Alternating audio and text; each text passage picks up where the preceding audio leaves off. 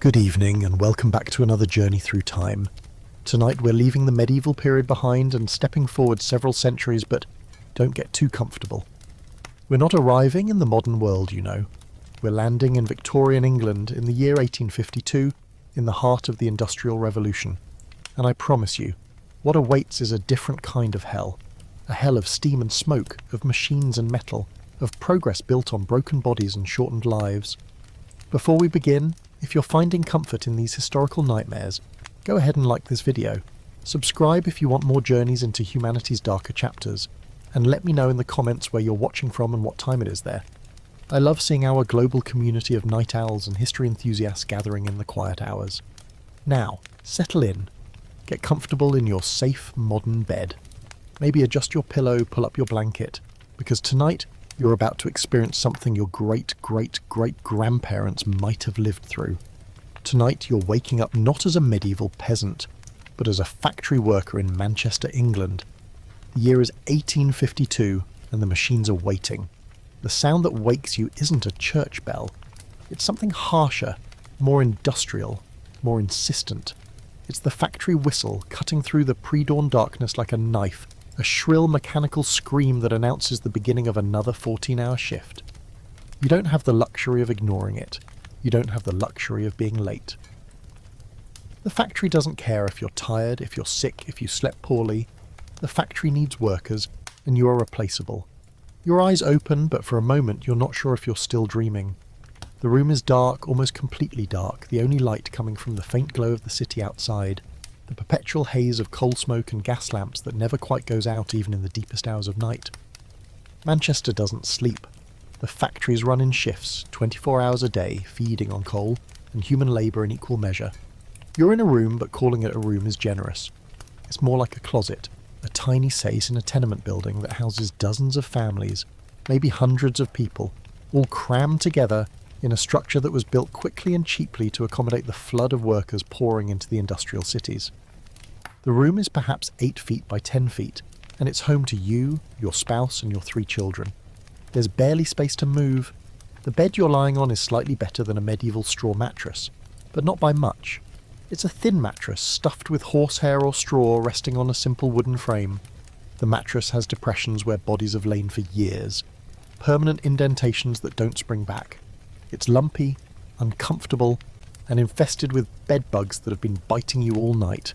You've woken up with fresh bites on your arms, your neck, your ankles, red welts that itch intensely. But you can't scratch.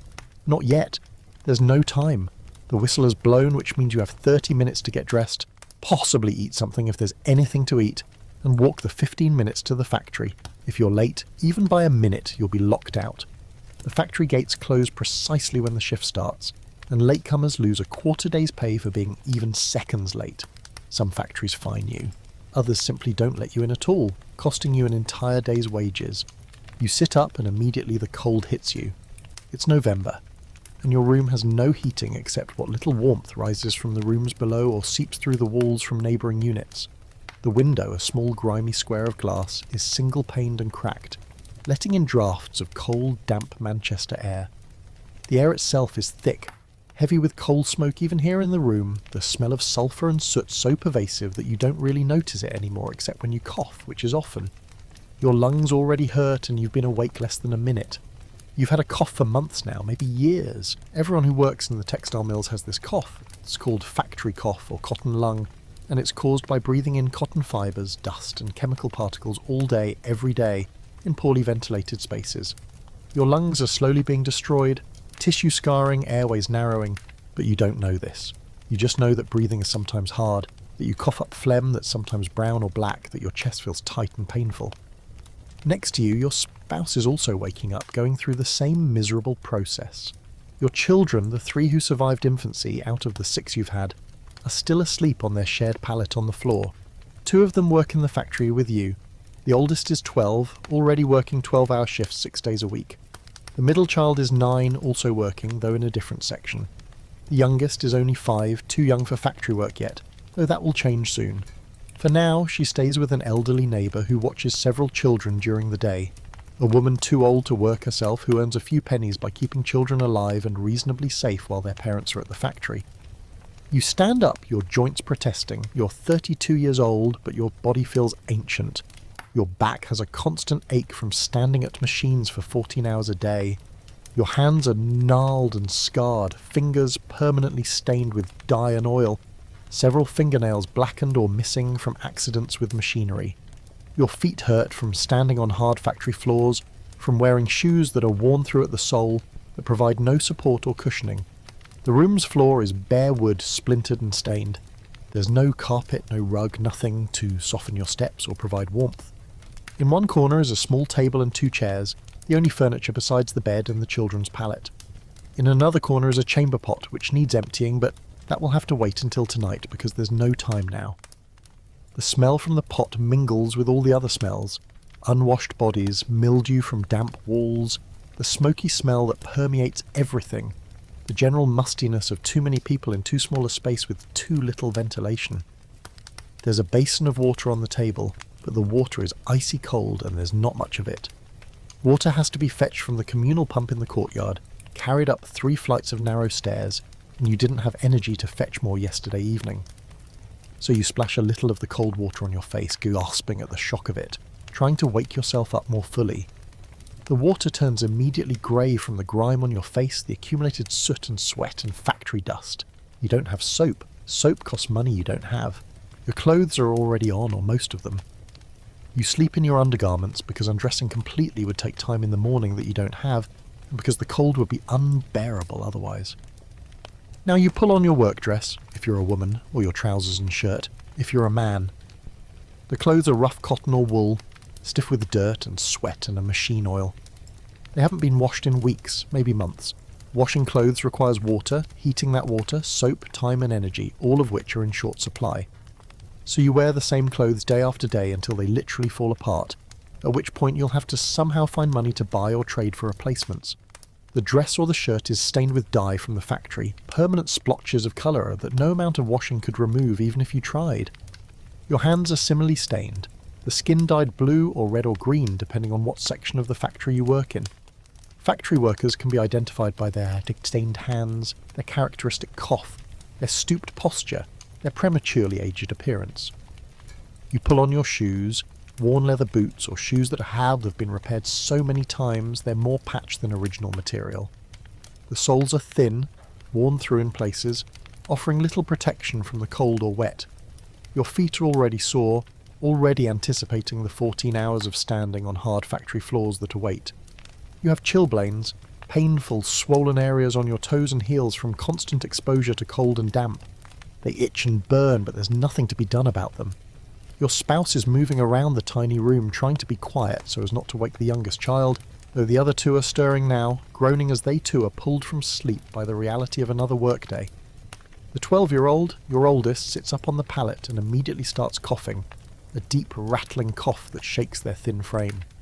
This child has worked in the factory for 2 years now, since age 10, and already their health is deteriorating.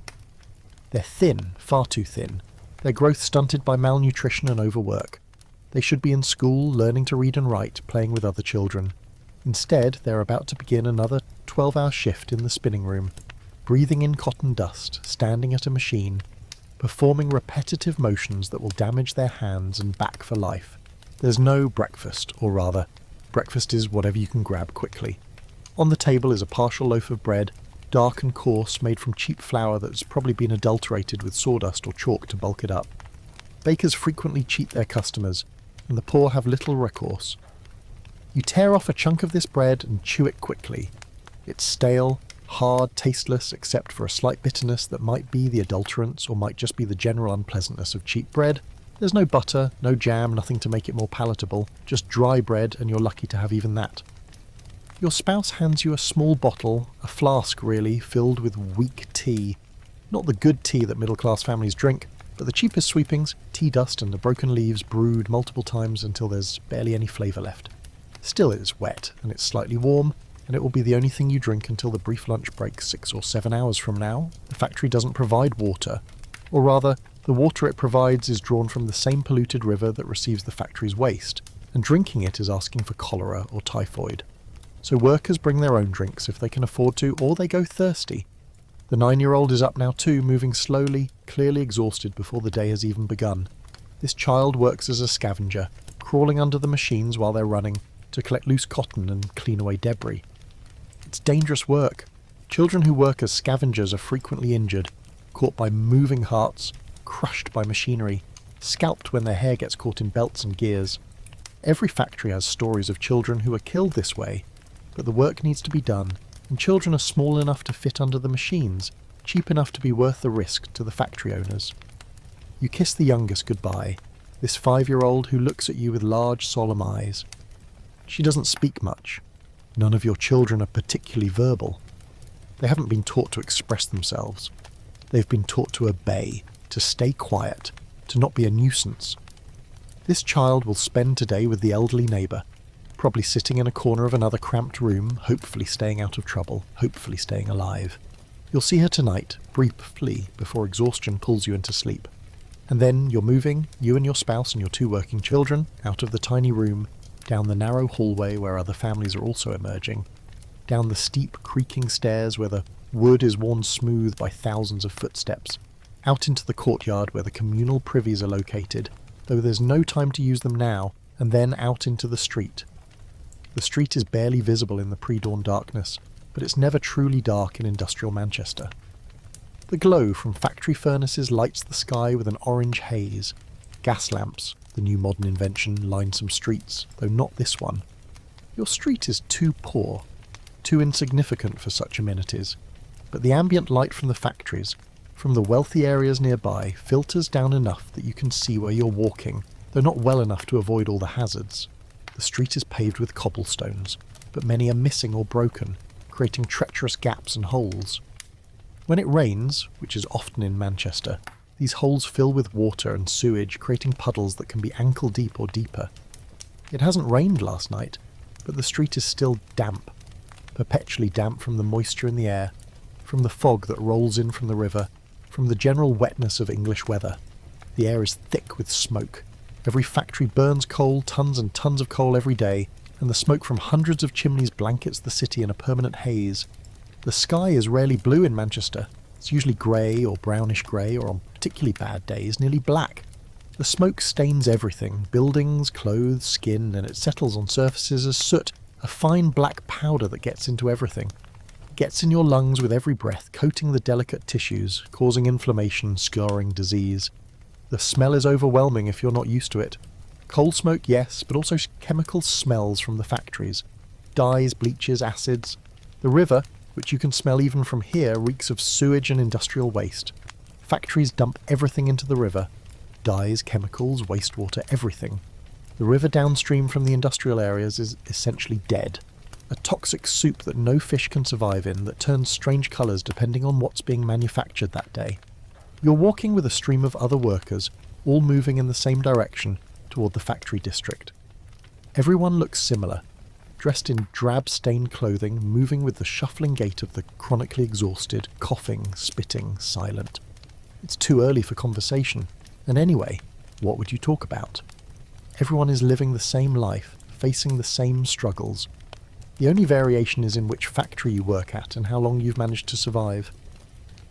The walk takes 15 minutes at a brisk pace, and you have to be brisk because you can't be late. The streets you pass through are lined with tenement buildings just like yours, crammed with workers and their families. Ground floor spaces house shops, a gin house, already open despite the early hour, where men and women are drinking away their sorrows or gathering liquid courage for the day ahead. A pawn shop, its window filled with the pathetic possessions of the desperate. A chandler selling cheap candles and soap. A rag and bone shop buying whatever refuse people can collect.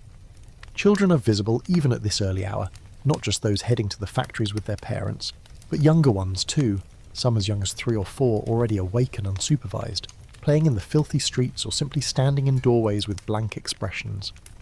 These are the children of workers who have even earlier shifts, or children whose parents both work different shifts and who are essentially raising themselves. Many of them look malnourished, their limbs thin, their bellies distended, their faces pale and pinched. Disease is rampant among them.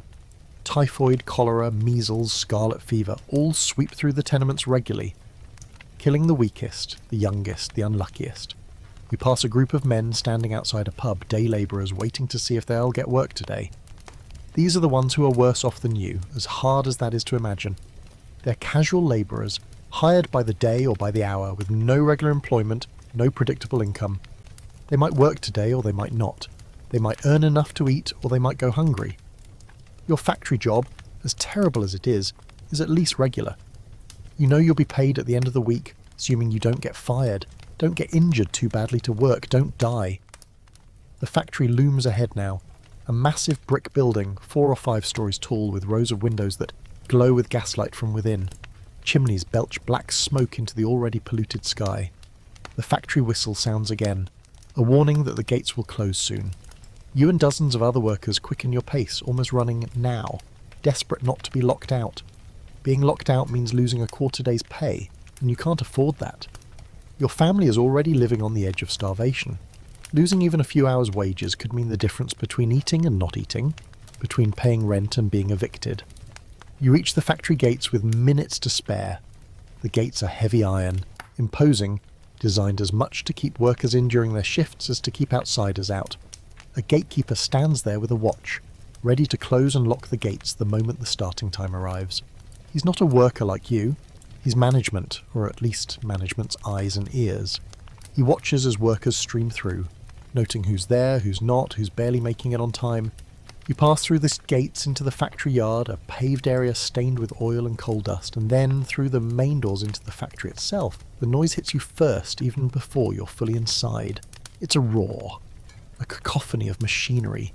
Steam engines hissing, belts whirring, gears grinding, shuttles clacking, hundreds of moving parts all working simultaneously to produce cloth. The noise is so loud you can't hear yourself think, can't have a conversation without shouting directly into someone's ear. This noise will surround you for the next 14 hours, damaging your hearing, making your head ache, becoming such a constant presence that the silence, when it finally comes at the end of the shift, will feel strange and uncomfortable. The heat is the next thing you notice. Even in November, even before the day has properly begun, the factory is hot. The steam engines generate tremendous heat. The gas lamps that light the interior add more heat. The lack of proper ventilation means the heat accumulates trapped inside. By midday, the temperature will be stifling, workers sweating through their clothes, breathing the hot, humid, dust-filled air, feeling like they're suffocating. And the dust. The air is thick with it, visible as a haze in the gaslight, cotton fibres floating everywhere, coating every surface, getting into every breath. This is what's destroying your lungs, along with everyone else's lungs. Cotton dust, combined with the humidity maintained to keep the cotton fibres workable, creates an environment perfect for lung disease. Workers in textile mills die young, usually of respiratory problems, their lungs scarred and damaged beyond repair, drowning slowly in their own fluid. You make your way to your station, a spinning machine that's one of dozens in a long row. The factory floor is vast, cavernous, filled with these rows of machines, each one tended by a worker or sometimes a team of workers. The machines are already running, warmed up before the shift started, ready for the workers to take their positions and begin producing. The factory never truly stops. One shift ends, another begins, the machines keep running, the cloth keeps being produced, the owners keep profiting. Your machine is a spinning mule, a large complex device with moving carriages and multiple spindles. Your job is to monitor the spinning process, to tie broken threads, to ensure the machinery runs smoothly, to replace empty bobbins with full ones. It requires constant attention, constant movement, and constant exposure to danger. The machinery has no guards, no safety features. Moving parts are exposed. Belts and gears are within easy reach. Accidents are common. Fingers caught and crushed, hands pulled into machinery, hair caught in belts leading to scalping, clothing snagged leading to workers being pulled into the machine. You've seen these accidents. Everyone has. Just last month, a worker 3 machines down from you was killed when her apron got caught in the machinery. She was pulled in before anyone could react, crushed and mangled so badly that identifying her was difficult. The machine was stopped just long enough to remove her body, maybe 15 minutes, and then it was started back up, the bloodstain still visible on the metal. A new worker was brought in to take her place by the afternoon shift. Life is cheap in the factory. Workers are replaceable, the production schedule is not. Your 12-year-old child is working on the same floor, but in a different section, among the throttles and carding machines. You can't see them from where you stand, can barely even think about them, because your job requires your full attention. One moment of distraction could mean injury or death, but you worry constantly in the back of your mind. Your child is exhausted, is growing but not properly, is being damaged in ways that will affect them for their entire life, however long that life might be. The 9-year-old, the scavenger, is somewhere underneath the machines, crawling in the narrow spaces, collecting waste cotton, cleaning. You can occasionally catch glimpses of small figures darting under the machinery, quick movements in the shadows. It's terrifying work. The machines don't stop for scavengers. If a child is too slow, doesn't move fast enough, they can be caught. Their small size, which makes them valuable for this work, also makes them vulnerable.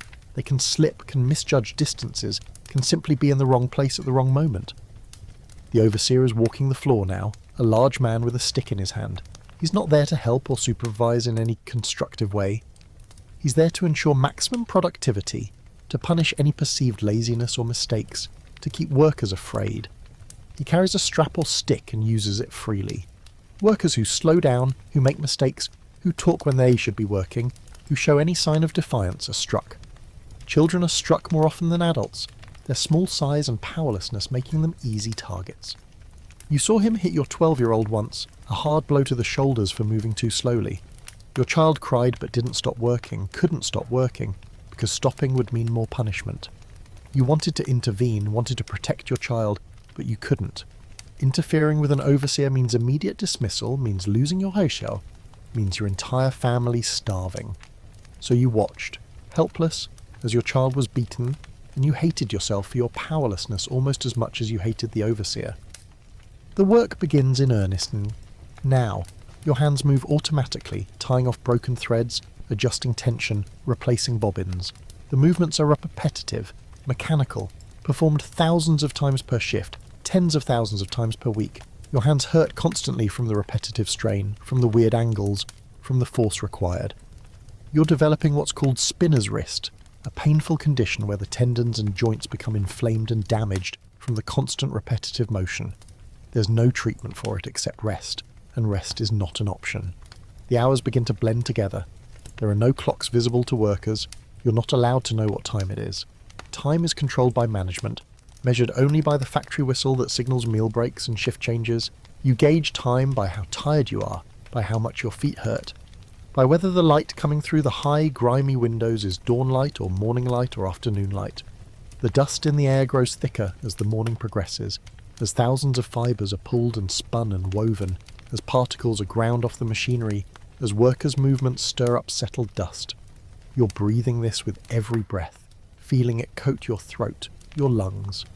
You cough frequently, as does everyone around you, a chorus of coughs that's barely audible over the machine noise but that you can see. Workers bending over, shoulders shaking, hands briefly leaving their stations to cover their mouths. Some workers cough up blood. This is a bad sign, meaning their lungs are seriously damaged, meaning they probably don't have much time left. But they keep working because what choice do they have? Stop working and you starve. Stop working and you're out on the street. Stop working and you die, maybe faster, maybe slower, but you die either way. At least if you keep working, keep earning, you can feed your family a little longer, keep a roof over their heads a little longer, postpone the inevitable a little longer. The light from the windows shifts as morning progresses toward midday.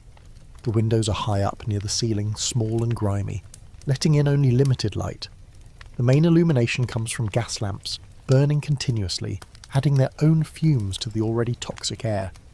The combination of gas fumes, coal smoke from the steam engines, chemical vapours from the dyes and treatments, and cotton dust creates an atmosphere that's actively hostile to human life. Workers regularly faint from lack of oxygen, from heat, from the toxic mixture they're breathing. When someone faints, they're dragged aside, maybe given some water, and expected to return to work as soon as they regain consciousness. Your legs are already aching. Standing for hours on end on hard factory floors takes a terrible toll. Varicose veins are common among factory workers, painful swollen veins in the legs caused by prolonged standing. Your feet are swollen, squeezed into the shoes that are too small or too worn. You shift your weight from foot to foot, trying to ease the pressure, but there's no relief. The pain is constant, will be constant for the entire shift. Will still be there tonight, when you finally get to sit down and will still be there tomorrow morning when you start again. Your back aches too, from the posture required by your work, from leaning over the machine, from twisting to reach different parts. Factory work destroys backs. By the time workers are in their 30s or 40s, many have serious spinal problems, permanent damage that causes chronic pain. Some become unable to stand upright at all, permanently bent from years of poor posture and repetitive motion. You can already feel your spine protesting, a deep ache that radiates from your lower back up through your shoulder. A scream cuts through the noise of the machinery, high-pitched and terrified. Everyone freezes for a moment, heads turning, trying to locate the source. Screams in the factory usually mean an accident, and accidents are always bad. The machines continue running, indifferent to human suffering, their noise drowning out the details of what's happening.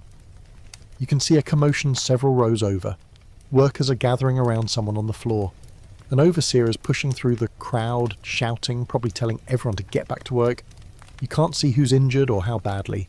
You're too far away, and even if you were closer, you couldn't leave your station to look. Leaving your station without permission means punishment, possibly dismissal. The machines don't stop. Whatever has happened, the production continues. This is the rule of the factory. Nothing stops production. Workers are expendable, time is money. The owner doesn't profit from stopped machines. So the injured worker, whoever they are, whatever has happened to them, will be dealt with while the factory continues operating. Minutes later, you see two men carrying someone toward the door, probably taking them to the factory's medical room, which is really just a small office where a man with minimal medical training can do basic first aid. Serious injuries require a hospital, but hospitals cost money and factory owners don't like paying for workers' medical care. Many injured workers are simply sent home to recover or die on their own time. You catch a glimpse as they pass closer. It's a young person, teenager or maybe early 20s, their hand wrapped in cloth that's already soaked through with blood. They're conscious but clearly in shock, face pale, eyes wide. You don't know what happened, don't know if they'll lose the hand, don't know if they'll even survive if infection sets in. You just know it's another reminder of how dangerous this work is, how easily it could be you or your spouse or one of your children. The machines keep running. The noise continues. Workers return their attention to their stations. The overseer is walking the floor again, stick in hand, ensuring no one uses the incident as an excuse to slow down. Life in the factory is cheap, accidents are common, and the work must go on. Your stomach is starting to hurt. It's been hours since that piece of dry bread, and your body is burning energy at a tremendous rate. Physical labour combined with the stress and heat. But the midday break is still hours away. You'll have to endure, to ignore the hunger, to focus on the work. Thinking about hunger just makes it worse. You look down at your hands as they work, and they're almost unrecognisable as human hands. The fingers are stained deeply with dye that will never come out, blue or red or purple, depending on the chemicals you work with. The skin is cracked and rough, damaged by constant contact with harsh substances, by the dryness of the factory air, by the lack of any moisturising treatment. Several fingernails are blackened, damaged in minor accidents, or simply worn away from the work. The knuckles are swollen with arthritis that's setting in far too young. These hands used to be capable of fine work, of delicate tasks. Now they're becoming claws, deformed by labour, by repetitive motion, by injury and re-injury. In 20 years, if you live that long, you might not be able to use them at all, might be completely disabled, unable to work, unable to feed yourself. But that's a future problem. Right now, you need these hands to keep working, to keep earning, to keep your family alive. Around you, hundreds of other workers are having the same experience, each one standing at a machine, each one performing their repetitive task, each one suffering in their own way. The factory is a kind of hell, a human-powered machine that grinds up bodies and lives and produces cloth. The cloth is valuable, the workers are not. This is the fundamental equation of industrial capitalism in its rawest form. Profit over people, production over humanity, efficiency over mercy. The owners never come to the factory floor. They sit in offices in London or Manchester's wealthy districts, receiving reports on production numbers, seeing workers only as statistics, as units of labour, as costs to be minimised. They don't see the suffering, don't see the injuries, don't see the children being destroyed before they've had a chance to grow. And if they did see it, would they care? The system rewards them for extracting maximum labour at minimum cost. Compassion is economically irrational. Your mind is starting to wander, fatigue and hunger, making it hard to concentrate. This is dangerous. Inattention around machinery can be fatal. You force yourself to focus, to watch the threads, to maintain the rhythm of the work. But it's getting harder. The morning has been long already, and it's not even halfway through your shift. You think about your youngest child, the 5-year-old sitting with the neighbour. Is she safe? Is she being fed? The neighbour is paid a pittance to watch the children, barely enough to make it worth her while. You hope she's at least kind, at least not cruel. Some childminders are, treating the children in their care harshly, seeing them as burdens rather than lives to be protected. But you have no choice. There are no other options. Both parents must work or the family starves. This is the reality of working-class life in industrial England. You wonder if your children will have better lives than yours. The answer is probably no. Social mobility is almost non-existent for the working class. You are born poor, you'll die poor, and your children will follow the same path unless something extraordinary happens, which it won't. The education that might lift them out of poverty is unavailable. The few schools that exist for working class children are charity schools, poorly funded, teaching only the most basic literacy, if that. And anyway, your children don't have time for school. They need to work to contribute to the family's survival. The Factory Acts, those laws that are supposed to protect workers, and especially child workers, are barely enforced. Technically, children under 9 aren't supposed to work in factories. Technically, children under 13 are supposed to work only 8 hours a day and receive some education. But factory inspectors are few, owners are creative in hiding violations, and desperate parents lie about their children's ages to get them employed. Your 12-year-old has been working since age 10, and no one has ever questioned it. Even when violations are caught, the fines are minimal, a small cost of doing business for wealthy factory owners. The laws exist more to make middle-class reformers feel good about themselves than to actually protect workers. Real change would require fundamental restructuring of the economic system, would require valuing human life over a profit, and that's not going to happen. The people with power benefit from the current system. Why would they change it? Your throat is dry and scratchy from the dust and the heat. You'd desperately like a drink of water, but your small bottle is already empty, consumed in quick gulps during brief moments when you could spare a hand from the machine. The factory provides water technically, but it comes from a tap connected to the same polluted river that receives industrial waste. The water is brown, foul-tasting, and drinking it is taking a chance on cholera, typhoid, or dysentery. Workers who have no other choice drink it anyway and pray they won't get sick. Those who can afford to bring their own water or tea do so, but now yours is gone, and you'll have to endure thirst until the midday break. The heat is becoming oppressive as midday approaches. The November cold outside means nothing inside the factory. The steam engines, the gas lamps, the packed bodies, the poor ventilation, all combine to create an environment that's stifling. Workers are sweating through their clothes, faces flushed, breathing hard in the thick air. Some look like they might faint. Some do faint regularly, dropping where they stand and being dragged aside until they recover enough to continue working. You can see your 12-year-old from here now, having moved slightly in your work area. The child is bent over a machine, small hands moving constantly, face pale with exhaustion and concentration. This child should be playing, should be learning, should be growing in a healthy environment.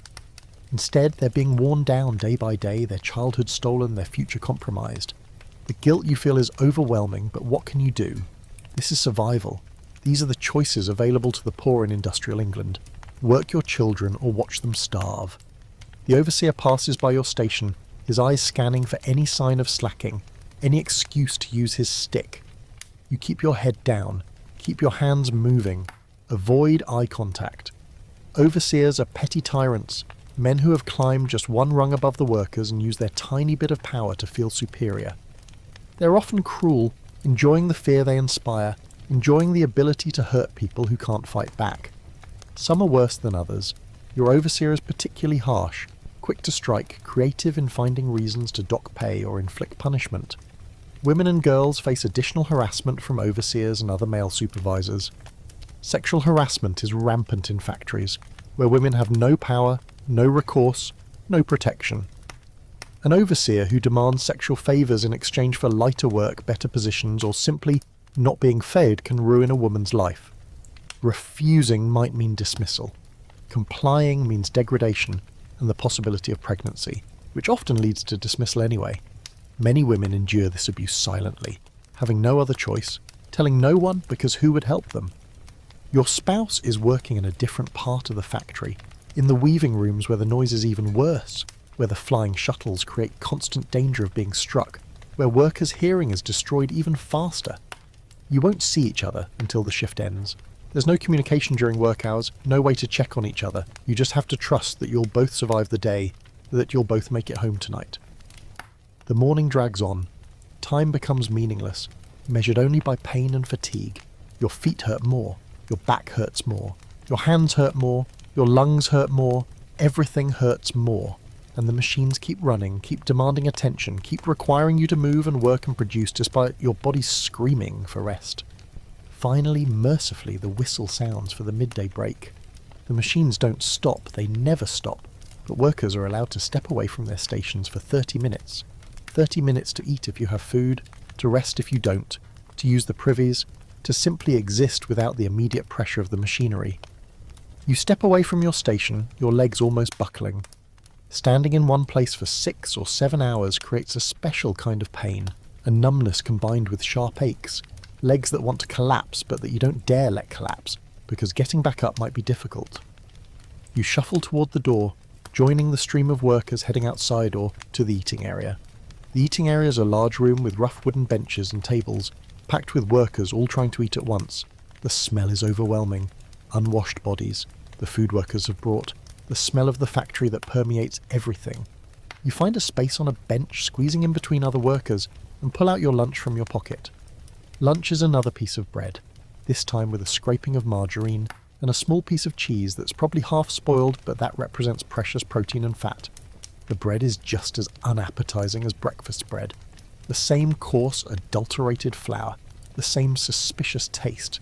The margarine is a Victorian innovation, a cheap butter substitute made from rendered animal fat and vegetable oils, coloured yellow with chemical dyes to look more like butter. It tastes like grease, which essentially is what it is, but it's calories and it's affordable. The cheese is hard and crumbly, more rind than cheese, probably the end piece of a larger block that sat in a shop too long. It tastes sharp and slightly ammonia-like, indicating that it's past its best. But you eat it anyway because throwing away food is unthinkable when you're always hungry. You eat quickly, mechanically, chewing the tough bread, forcing it down with effort. There's no enjoyment in eating, no savouring of flavours. It's just fuel, consumed as efficiently as possible during the brief break.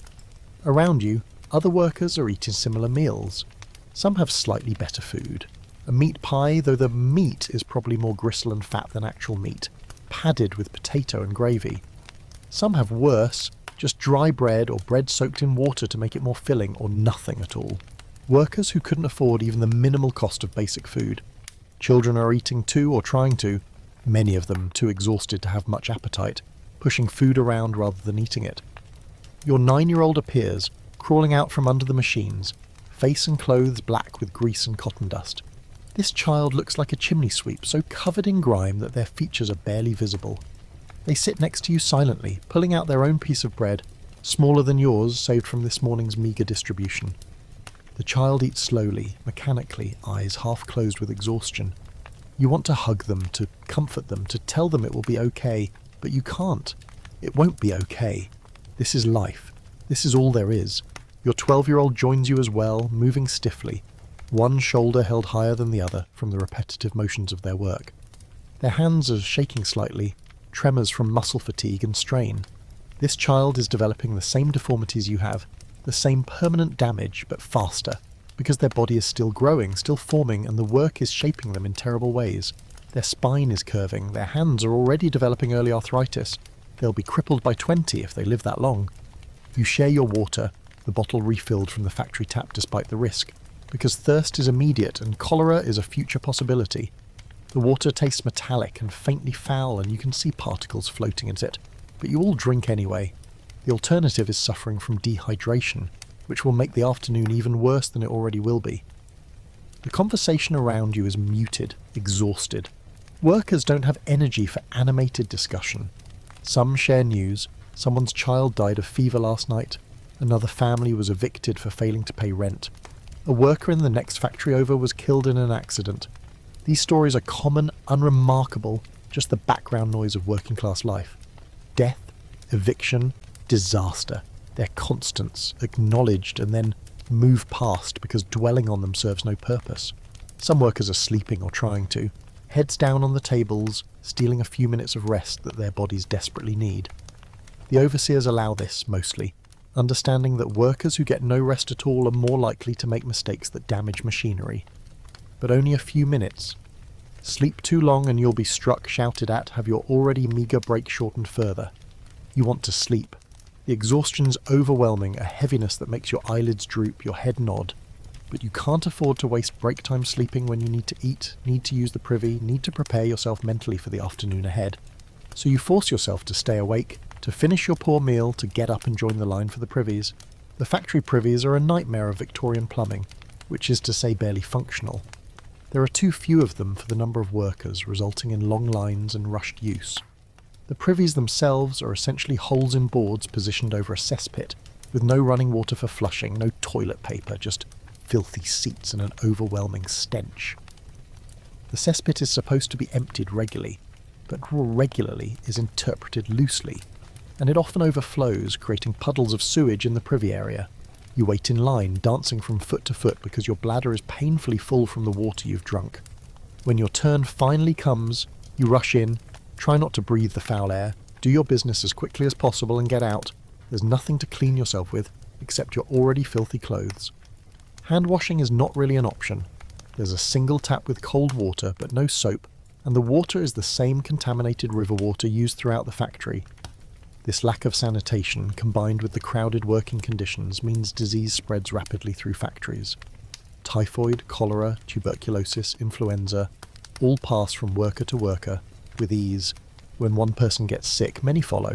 Families are decimated by disease that sweeps through tenements and factories alike, and there's no sick leave.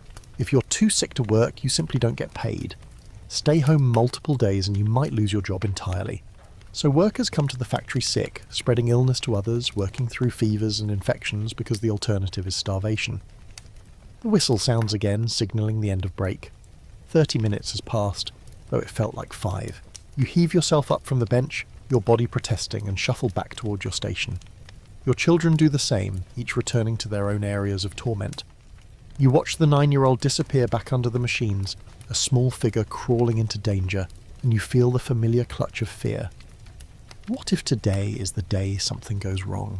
What if your child is too slow, too tired, makes one mistake? But you can't think about that.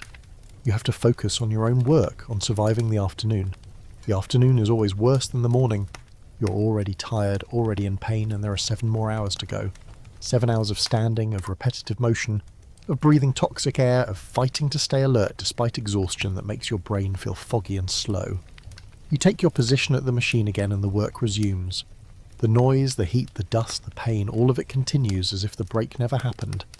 Your hands move automatically, muscle memory taking over because your conscious mind is struggling to function. This is how accidents happen. Exhaustion leads to inattention. Inattention leads to mistakes. Mistakes lead to injuries or death. The afternoon light filtering through the high windows shifts and changes as the hours pass. You track time by these changes, by the angle of light, by the colour of the sky visible through grimy glass. The sky outside is grey, as always, but the grey changes from morning grey to afternoon grey to evening grey. It's all you have to measure time, since clocks are kept hidden from workers, since knowing the time might make you more aware of how slowly it's passing. Your back is in agony now. The dull ache from this morning has become sharp, stabbing pain that radiates from your lower spine up through your shoulders and down your legs. You try to stretch, to shift position, but the work requires a specific posture and there's no relief. You're trapped in this position for hours more, your body being slowly damaged, permanently altered by the demands of the machine. Around you, other workers are suffering similarly. You can see it in their faces, in the way they move, in the occasional gasps of pain when they shift wrong, or when a particularly sharp jolt of discomfort hits. Everyone is being broken by this work, bodies wearing out decades before they should, lives being consumed by machinery that cares nothing for human suffering. An overseer is nearby, and you see him strike a young woman, the blow landing on her shoulders, making her stumble forward. She caught her hand in the machinery for just a moment, causing a thread to break, causing a tiny disruption in production. The punishment is immediate and harsh. She cries out more from shock than pain and quickly resumes her work, fingers moving even faster now, trying to make up for the error, trying to avoid further punishment. This is how the factory maintains discipline. Through fear, through violence, through constant surveillance and the threat of consequences. Workers who complain, who slow down, who show any sign of resistance are punished or dismissed. There are always more workers desperate for jobs, always people willing to accept any conditions just to feed their families. The factory owners hold all the power, and they know it. Your 12-year-old is struggling. You can see it even from this distance. The child is moving more slowly than before, hands fumbling at the work, head drooping. This is dangerous. Overseers target workers who show weakness, and children are especially vulnerable.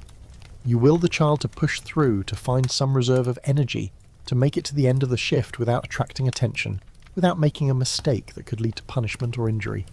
But even as you think this, you see the overseer moving toward your child's section. Your heart sinks. The man is circling, stick in hand, looking for victims. He stops behind your 12-year-old, watching for a moment, then raises his stick. The blow falls across the child's back, hard enough to make them stumble forward into the machine. You see your child's face contort in pain and shock, see tears spring to their eyes, but they don't cry out. They know better. Crying out makes it worse. Your hands clench on the machine you're operating, rage flooding through you. That's your child being beaten. Your child who's exhausted and underfed and too young for this work. Your child who should be protected, cherished, allowed to be a child. But you can't intervene. You can't even acknowledge what you've seen. To do so would mean losing your job, would mean condemning your entire family to an even worse fate. So you swallow your rage, force your hands to unclench, and return your attention to your own work. This is the powerlessness of poverty, the impossible choices that define working-class existence. Protect your child and lose everything, or allow abuse to continue and hate yourself for your cowardice. There are no good choices, only degrees of awfulness. The afternoon continues its slow torture. Your feet have progressed beyond pain into numbness. You can barely feel them anymore, which is its own kind of problem because you need to be able to feel your footing, need to be able to balance. Workers whose feet go completely numb sometimes fall, and falling near machinery can be catastrophic. So you stamp your feet periodically, trying to restore circulation, trying to maintain sensation despite the hours of standing. The dust is worse in the afternoon. Morning's dust has been joined by afternoon's accumulation, and the air is thick enough to see a visible haze that makes the far end of the factory floor look like it's shrouded in fog. Everyone is coughing more now, harsh, rasping coughs that bring up thick phlegm. Some workers spit on the floor, adding to the general filth. Others swallow what they cough up, too exhausted to bother with the effort of spitting. Your own cough is getting worse. There's a tightness in your chest, a wheeze when you breathe that wasn't there this morning. Every breath is an effort, pulling toxic air into damaged lungs, filtering it through tissue that's inflamed and scarred. You know this cough will follow you home, will keep you awake tonight, will still be there tomorrow morning. It never goes away. It only gets worse, slowly, inexorably, until one day it will kill you. But that's future death. Right now you need to focus on not dying today, on making it through this shift, on earning this day's wages. The future is an unaffordable luxury. The present is challenging enough. A commotion erupts nearby, shouts and screams rising above even the machine noise. Another accident. You can't see what's happened, but the pattern is familiar. Someone has been injured, probably seriously given the volume of the screaming. Workers are gathering, machines are continuing to run, overseers are shouting at people to return to their stations. The injured worker, whoever they are, will be dealt with, and everyone else will continue working. Minutes later you see them carried past. A young man, probably in his 20s, his arm clearly broken, bone visible through torn flesh. His face is grey with shock, eyes unfocused. Blood is dripping from his arm, leaving a trail on the factory floor. He's conscious, but only barely, making low moaning sounds that speak to unimaginable pain. The men carrying him are taking him to the medical room, but what can be done there? The factory's medical officer isn't a real doctor. He's someone with basic first aid knowledge, capable of bandaging minor wounds, but certainly not equipped to deal with compound fractures. This man will probably lose his arm. If infection doesn't set in and kill him first, the arm will likely be amputated, leaving him permanently disabled, unable to do factory work, possibly unable to do any work. His life is effectively over. He'll become one of the beggars you see on street corners, men missing limbs from factory accidents, holding out hands for pennies, despised and pitied in equal measure. The factory will accept no responsibility. There's no workers' compensation, no insurance, no safety net. Once a worker is injured too badly to work, they're simply discarded. You force your attention back to your own machine, to your own work. You can't help that man, you can't help anyone, you can barely help yourself. This is the reality of factory work. You witness suffering constantly, but you're powerless to alleviate it, powerless even to acknowledge it beyond a moment of horror before returning to your own struggle. The light is fading outside now, evening is approaching, though the shift is still hours from ending. The gas lamps burn brighter as natural light diminishes, their flames adding more heat, more fumes, more strain to already exhausted eyes. Working by gaslight is harder than working by daylight. The flickering flames create shadows that move and shift, making it difficult to see fine details, causing eye strain that adds to the headache you already have from the noise and the fumes and the dust. Your vision is starting to blur, fatigue affecting your ability to focus. This is dangerous. You need to see clearly to do your work safely. But your eyes are dry and irritated from the dust. Your eyelids are heavy with exhaustion, and maintaining focus is becoming increasingly difficult. You blink frequently, trying to clear your vision, trying to stay alert. But it's a losing battle. You think about the evening ahead, about the walk home, about seeing your youngest child, about the poor dinner you'll eat, about the few hours of rest before this all begins again tomorrow. These thoughts are both comforting and depressing. Comforting because the shift will end eventually, because there is relief coming, however temporary. Depressing because this is what your life is. Work, sleep, an endless cycle with no variation, no hope of improvement, no echo. Some workers find solace in religion, in the promise of a better afterlife that compensates for earthly suffering. The churches are full on Sundays, working-class families seeking comfort in the idea that God sees their suffering, that it means something, that reward awaits the faithful. But you've lost faith, if you ever had it. A God who allows children to be worked to death, who permits the kind of suffering you see every day, is either powerless or cruel. Neither option is comforting. Others find escape in alcohol, drinking away their wages at the gin houses and pubs that line every street. Gin is cheap, potent, and effective at numbing both physical and emotional pain. Many workers are alcoholics, using drink to cope with lives that are otherwise unbearable. But alcohol costs money needed for food, and alcoholism often leads to job loss, which leads to destitution.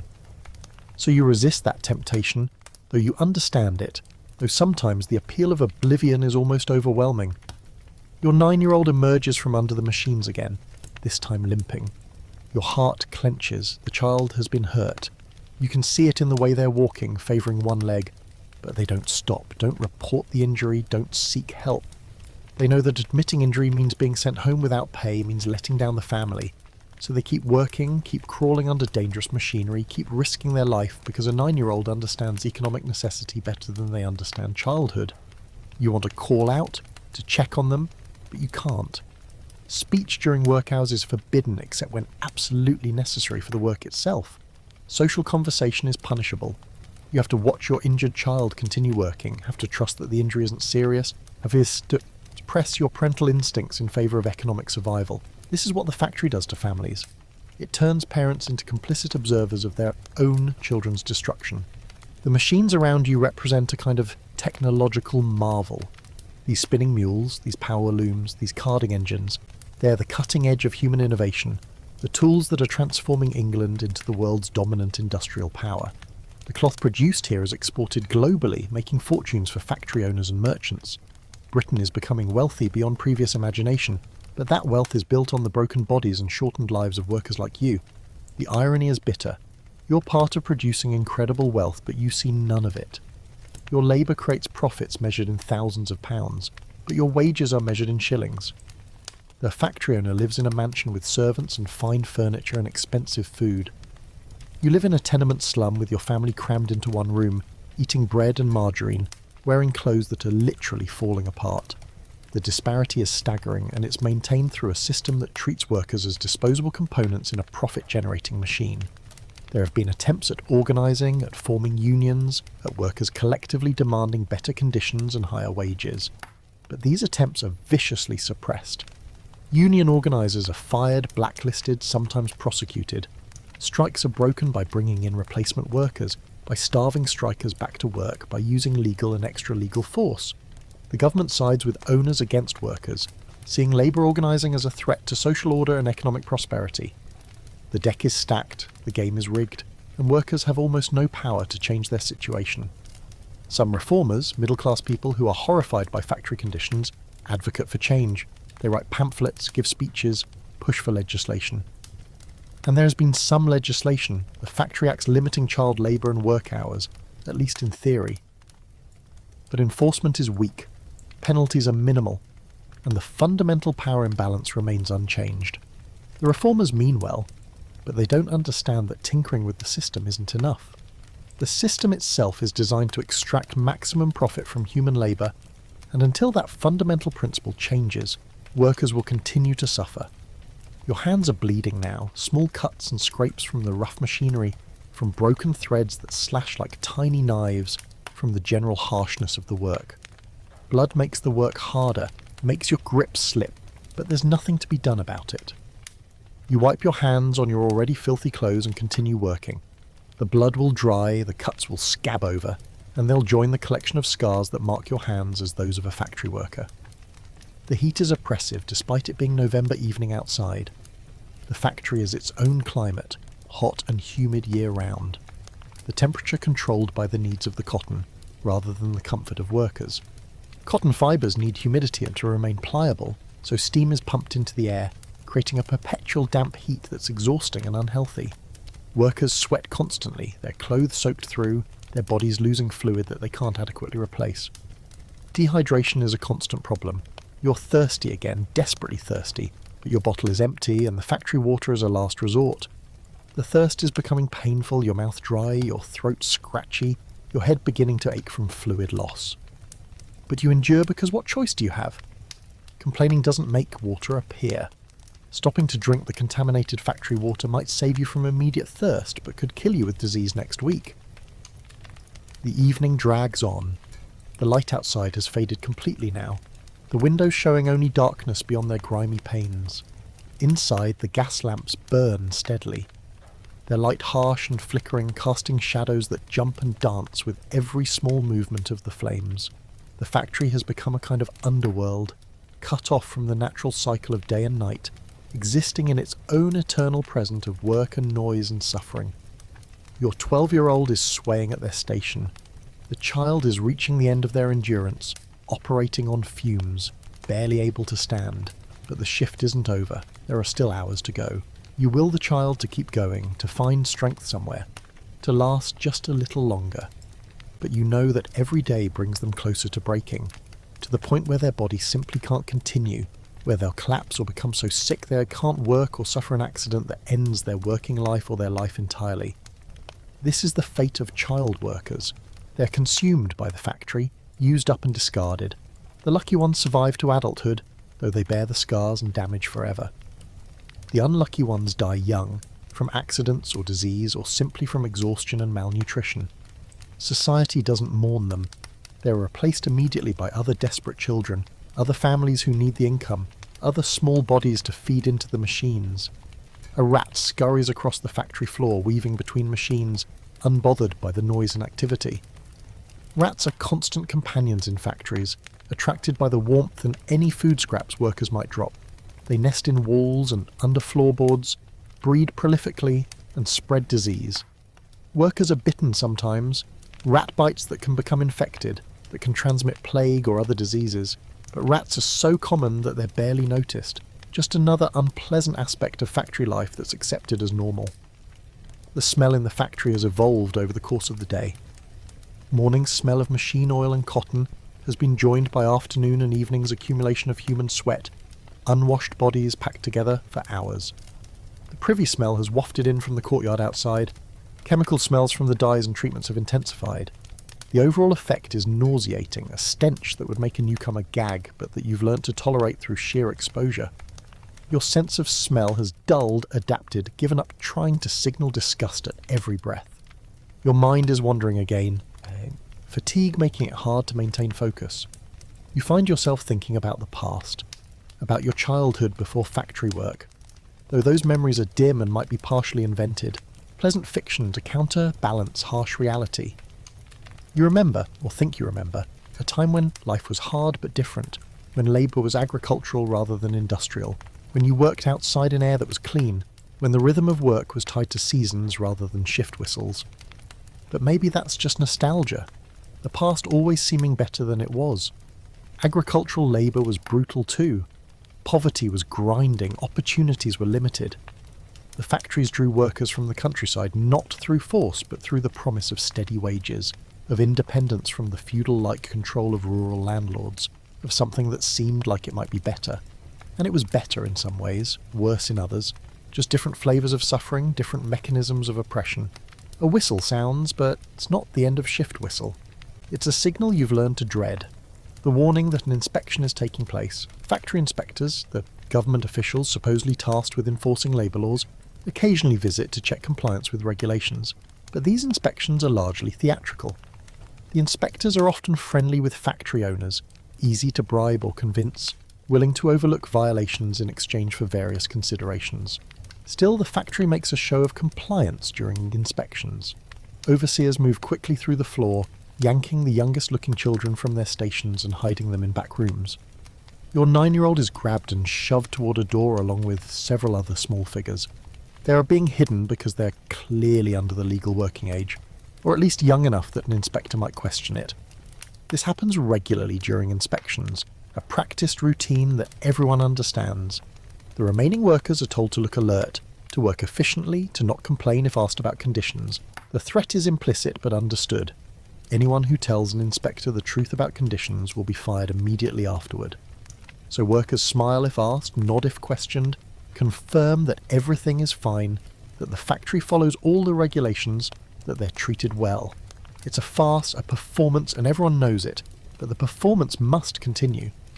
The inspector, a middle-aged man in clean clothes that mark him as someone who doesn't do manual labour, walks through with the factory manager. They speak quietly, occasionally pointing at machines or workers. The inspector makes notes in a ledger. The manager nods and smiles. It's all very civilised, very proper, very much about maintaining appearances rather than uncovering truth. The inspector pauses near your station, looking at you with what might be concern or might be clinical detachment. "How are conditions here?" he asks, his voice carrying that upper-class accent that immediately marks him as other, as someone from a different world. "Fine, sir," you respond, keeping your eyes down, your voice neutral. "Very fair, sir." He nods, makes another note and moves on. He doesn't ask about your cough, doesn't comment on your obviously injured hands, doesn't question why you're swaying with exhaustion despite it being hours before the shift ends. He sees what he wants to see, records what he's expected to record, and will file a report stating that the factory is in compliance with all regulations. And technically, perhaps it is, in the narrow legal sense. The regulations are weak enough that even terrible conditions can meet them. Once the inspector leaves, the hidden children are brought back out and return to their dangerous work under the machines. Everything returns to normal, which is to say everything returns to terrible. The inspection changes nothing, helps no one, exists only to create the illusion that someone is watching, that someone cares. But no one with real power cares. The people with power profit from the current system. Your stomach is cramping now, hunger combined with stress and exhaustion creating painful spasms. You haven't eaten since the midday break, won't eat again until the shift ends hours from now. Your body is consuming itself, burning muscle for energy since there's no fat left to burn, using up reserves that are already depleted. You're losing weight steadily, as is everyone in your family, the slow starvation that characterises working-class life. You eat enough to survive, but not enough to thrive, existing in a constant state of hunger that never quite becomes acute enough to kill quickly, but that slowly destroys health over months and years. The factory is producing cloth at a remarkable rate.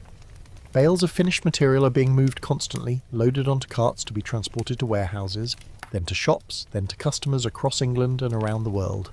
This cloth will become dresses for wealthy women, suits for successful men, furnishings for comfortable homes. The people who buy and use this cloth will never think about where it came from, about the conditions under which it was produced, about the workers who sacrificed their health and lives to make it. They'll admire the quality, appreciate the price and remain blissfully ignorant of the human cost. This is how industrial capitalism works, by separating production from consumption, by hiding the reality of labour from those who benefit from it, by creating a system where exploitation is invisible to the exploiters. The middle and upper classes genuinely don't understand what factory work entails. They've never seen the inside of a factory. They've never stood for 14 hours breathing toxic air. They've never watched their children destroyed by labour. They live in a different English, one of comfort and progress, while you live in the England of suffering and oppression that makes their comfort possible. Your spouse appears briefly moving between work areas, and you catch each other's eyes for just a moment. No words are exchanged, but volumes are communicated in that glance. Exhaustion, suffering, love, determination to survive, despair at what your lives have become, pride at enduring despite everything. All of this passes between you in a second, and then you're both back to your work, the moment of connection over, but sustaining you both for a little longer. The machines continue their relentless operation. The noise has become so constant that you barely hear it anymore, not consciously. It's like living next to the ocean and no longer noticing the waves. But your body notices. Your ears are being damaged, slowly, hearing loss that's progressive and irreversible. Many long-term factory workers go partially or completely deaf, their ears destroyed by years of exposure to machine noise at levels that human hearing wasn't designed to withstand. You're already having trouble hearing the conversation, especially in crowded places. Words get lost, muffled, distorted. This will only worsen over time. The evening is endless. Each hour feels like 3. Time has stopped meaning anything except duration of suffering. You exist in an eternal present of pain and exhaustion, the past forgotten, the future unconsidered, only the immediate moment and its demands. This is what extreme fatigue does. It narrows consciousness to the bare minimum required for survival, eliminating everything else. Your legs are shaking now, muscles pushed beyond their limits, threatening to give out entirely. You lock your knees to keep standing, though you know this is bad for them, that it will cause more damage over time. But the alternative is falling, and you can't fall. Falling means punishment. Falling means possible injury. Falling means showing weakness that could lead to dismissal. So you stay upright through sheer will, your body screaming protest that you've learned to ignore. Around you, other workers are in similar states. The factory floor late in a shift looks like a scene from hell. Hundreds of people in various stages of exhaustion and suffering, all moving in mechanical rhythms, all enduring, because stopping isn't an option. It's a glimpse of what human beings can be reduced to, how far people can be pushed when survival depends on endurance. Children are suffering most visibly. Their smaller bodies lack the strength and stamina of adults, even adults as worn down as you. They're crying, some of them, tears making tracks through the grime on their faces. Others have passed beyond crying into a kind of glazed numbness, moving automatically, consciousness dimmed by exhaustion. These children will bear psychological scars along with physical ones, trauma from years of this treatment that will affect them for life, assuming they survive to adulthood. The overseer strikes a child who's fallen asleep standing up, the blow hard enough to knock the child to the ground. The child, perhaps 8 years old, scrambles up quickly, terrified, and returns to their station. No one intervenes. Everyone pretends not to see. This is survival in the factory. Ignore the suffering of others. Focus on your own survival. Don't draw attention that might redirect the overseer's cruelty toward you. The gas lamps are burning lower now, some of them starting to sputter as their fuel runs low. The factory becomes dimmer, shadows deepening, making the work even more difficult and dangerous. Workers strain to see what they're doing, leaning closer to machines, increasing the risk of accidents. But the lamps won't be refilled until the shift change. Production can't be interrupted for something as trivial as adequate lighting. You're operating now on pure muscle memory and stubbornness. Your conscious mind has retreated somewhere deep. A survival mechanism that allows your body to continue functioning, while your awareness tries to find some refuge from the suffering. You're both present and absent, your hands working while your mind drifts, occasionally snapping back to full consciousness when something requires attention, but mostly existing in a fugue state that makes the time pass slightly more bearably. This dissociative state is common among factory workers. The mind protects itself from unbearable reality by partially disconnecting from the body, creating a sense of detachment from immediate experience. It's not a choice you make consciously. It simply happens, the brain's automatic defense mechanism against trauma and extreme stress. But it's also dangerous because dissociation means slower reactions, reduced awareness, increased accident risk. A scream cuts through your dissociation, sharp and terrified. Your head snaps around, seeking the source. It's your 9-year-old. The child is trapped, their shirt caught in machinery, being pulled toward moving gears. Without thinking, you abandon your station and run, pushing other workers aside, reaching the child just as the fabric starts to tear and pull them in. You grab your child and yank backward, hard enough to rip the shirt completely, falling backward with the child in your arms as the torn fabric disappears into the machinery. You've both hit the floor, you've both survived. The child is crying but appears uninjured. Your heart is pounding, adrenaline flooding your system, the realization of how close your child came to death hitting you like a physical blow. But there's no time to process this, no time to comfort your child properly, because the overseer is already there, shouting, his face red with fury. You've left your station. You've disrupted work. The machines had to be stopped to clear the torn fabric. These are serious infractions, regardless of the reason. Get back to your station, he's shouting, spittle flying from his mouth. And you, turning to your child, get back under there. Move. Your child is sobbing, terrified, still shaking from the near-death experience. But they scramble back under the machines because disobedience means worse punishment. You start to return to your station, but the overseer grabs your arm, his grip painful. You'll be fined for this, he snarls. Leaving your station, causing disruption, half a day's wages. He shoves you toward your machine. Half a day's wages is devastating, a loss your family can barely absorb, but arguing will make it worse. Might get you fired entirely. So you swallow your rage and your words, return to your station, and resume working with shaking hands. The incident is over in minutes. The machines are running again. Work continues. But you can't stop shaking, can't stop thinking about how close you came to losing your child, how easily that could have been fatal, how many children die exactly that way, caught in machines, crushed, killed, their small bodies broken by industrial equipment that has no mercy, no awareness, no capacity to care. This is the horror of factory work. Death is always close, always one mistake away, one moment of bad luck away.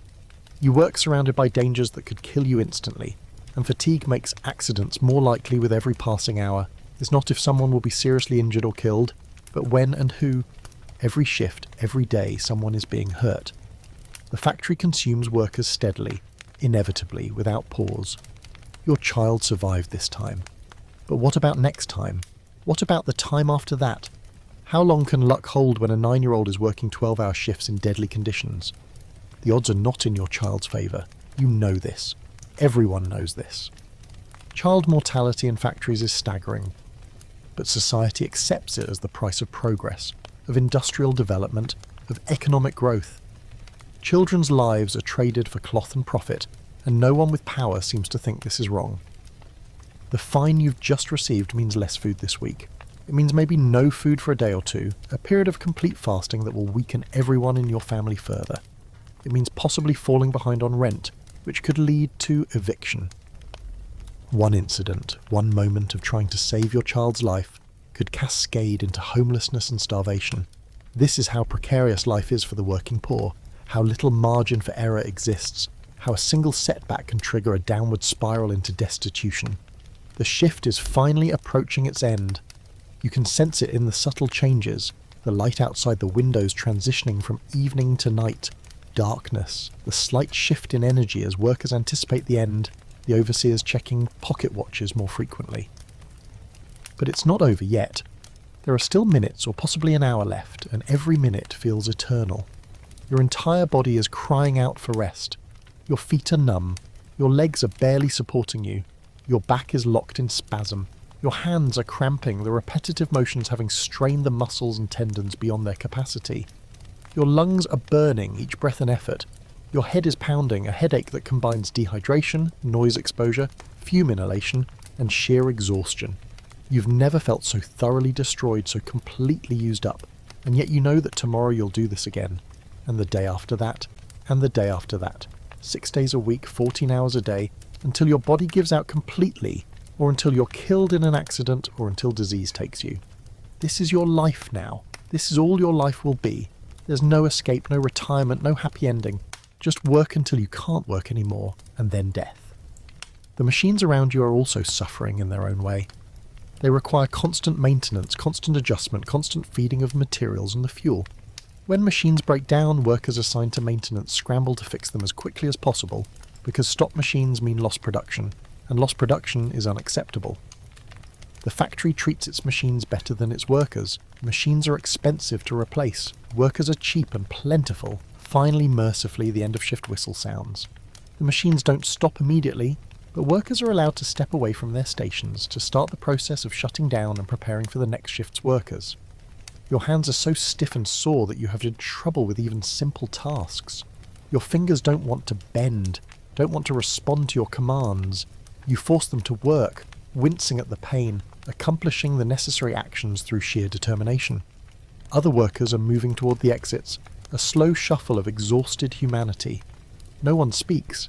Everyone is too tired for conversation.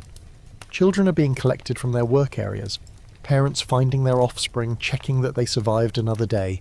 Your 12-year-old joins you, moving like an old person, stooped and slow. Your 9-year-old is still crying softly, traumatized by the near accident, by the fear, by the resumption of work after such terror. You gather your children, doing a quick visual check to ensure they're all reasonably intact, and join the stream of workers flowing toward the exit. The gatekeeper is there, watching as workers file out, noting who's leaving, ensuring no one is trying to steal materials or otherwise take what belongs to the factory. As if any of you have energy or inclination to steal. As if you could carry anything beyond your own exhausted bodies.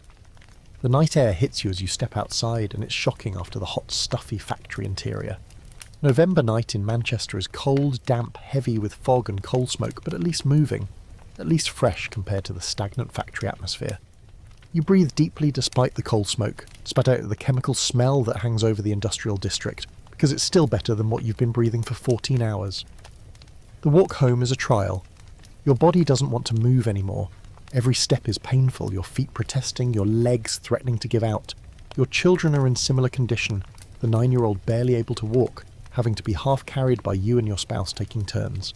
The 12-year-old is moving, but only just, putting one foot in front of the other through sheer momentum rather than any remaining strength. The streets are dark except for occasional gas lamps in better neighbourhoods. Your route home passes through areas that are unlit, dangerous, where crime is common because desperation is common. But you're too tired to be afraid. Muggers want victims with something worth stealing. You have nothing. Your pockets are empty. Your clothes are worthless rags. You're worth more dead than alive if you had life insurance, which you don't because you can't afford it. Other workers are making similar journeys, shadows moving through the Manchester night, all heading home to their tenements, their hovels, their brief respite before it starts again. Some are stopping at gin houses, spending wages they can't afford to spend on alcohol. They desperately need for psychological survival. You judge them, but you also understand. You're all looking for ways to cope, ways to endure. And if gin works for them, who are you to criticise? The streets are filthy, slick with something that might be water or might be waste. Cobblestone, treacherous in the darkness.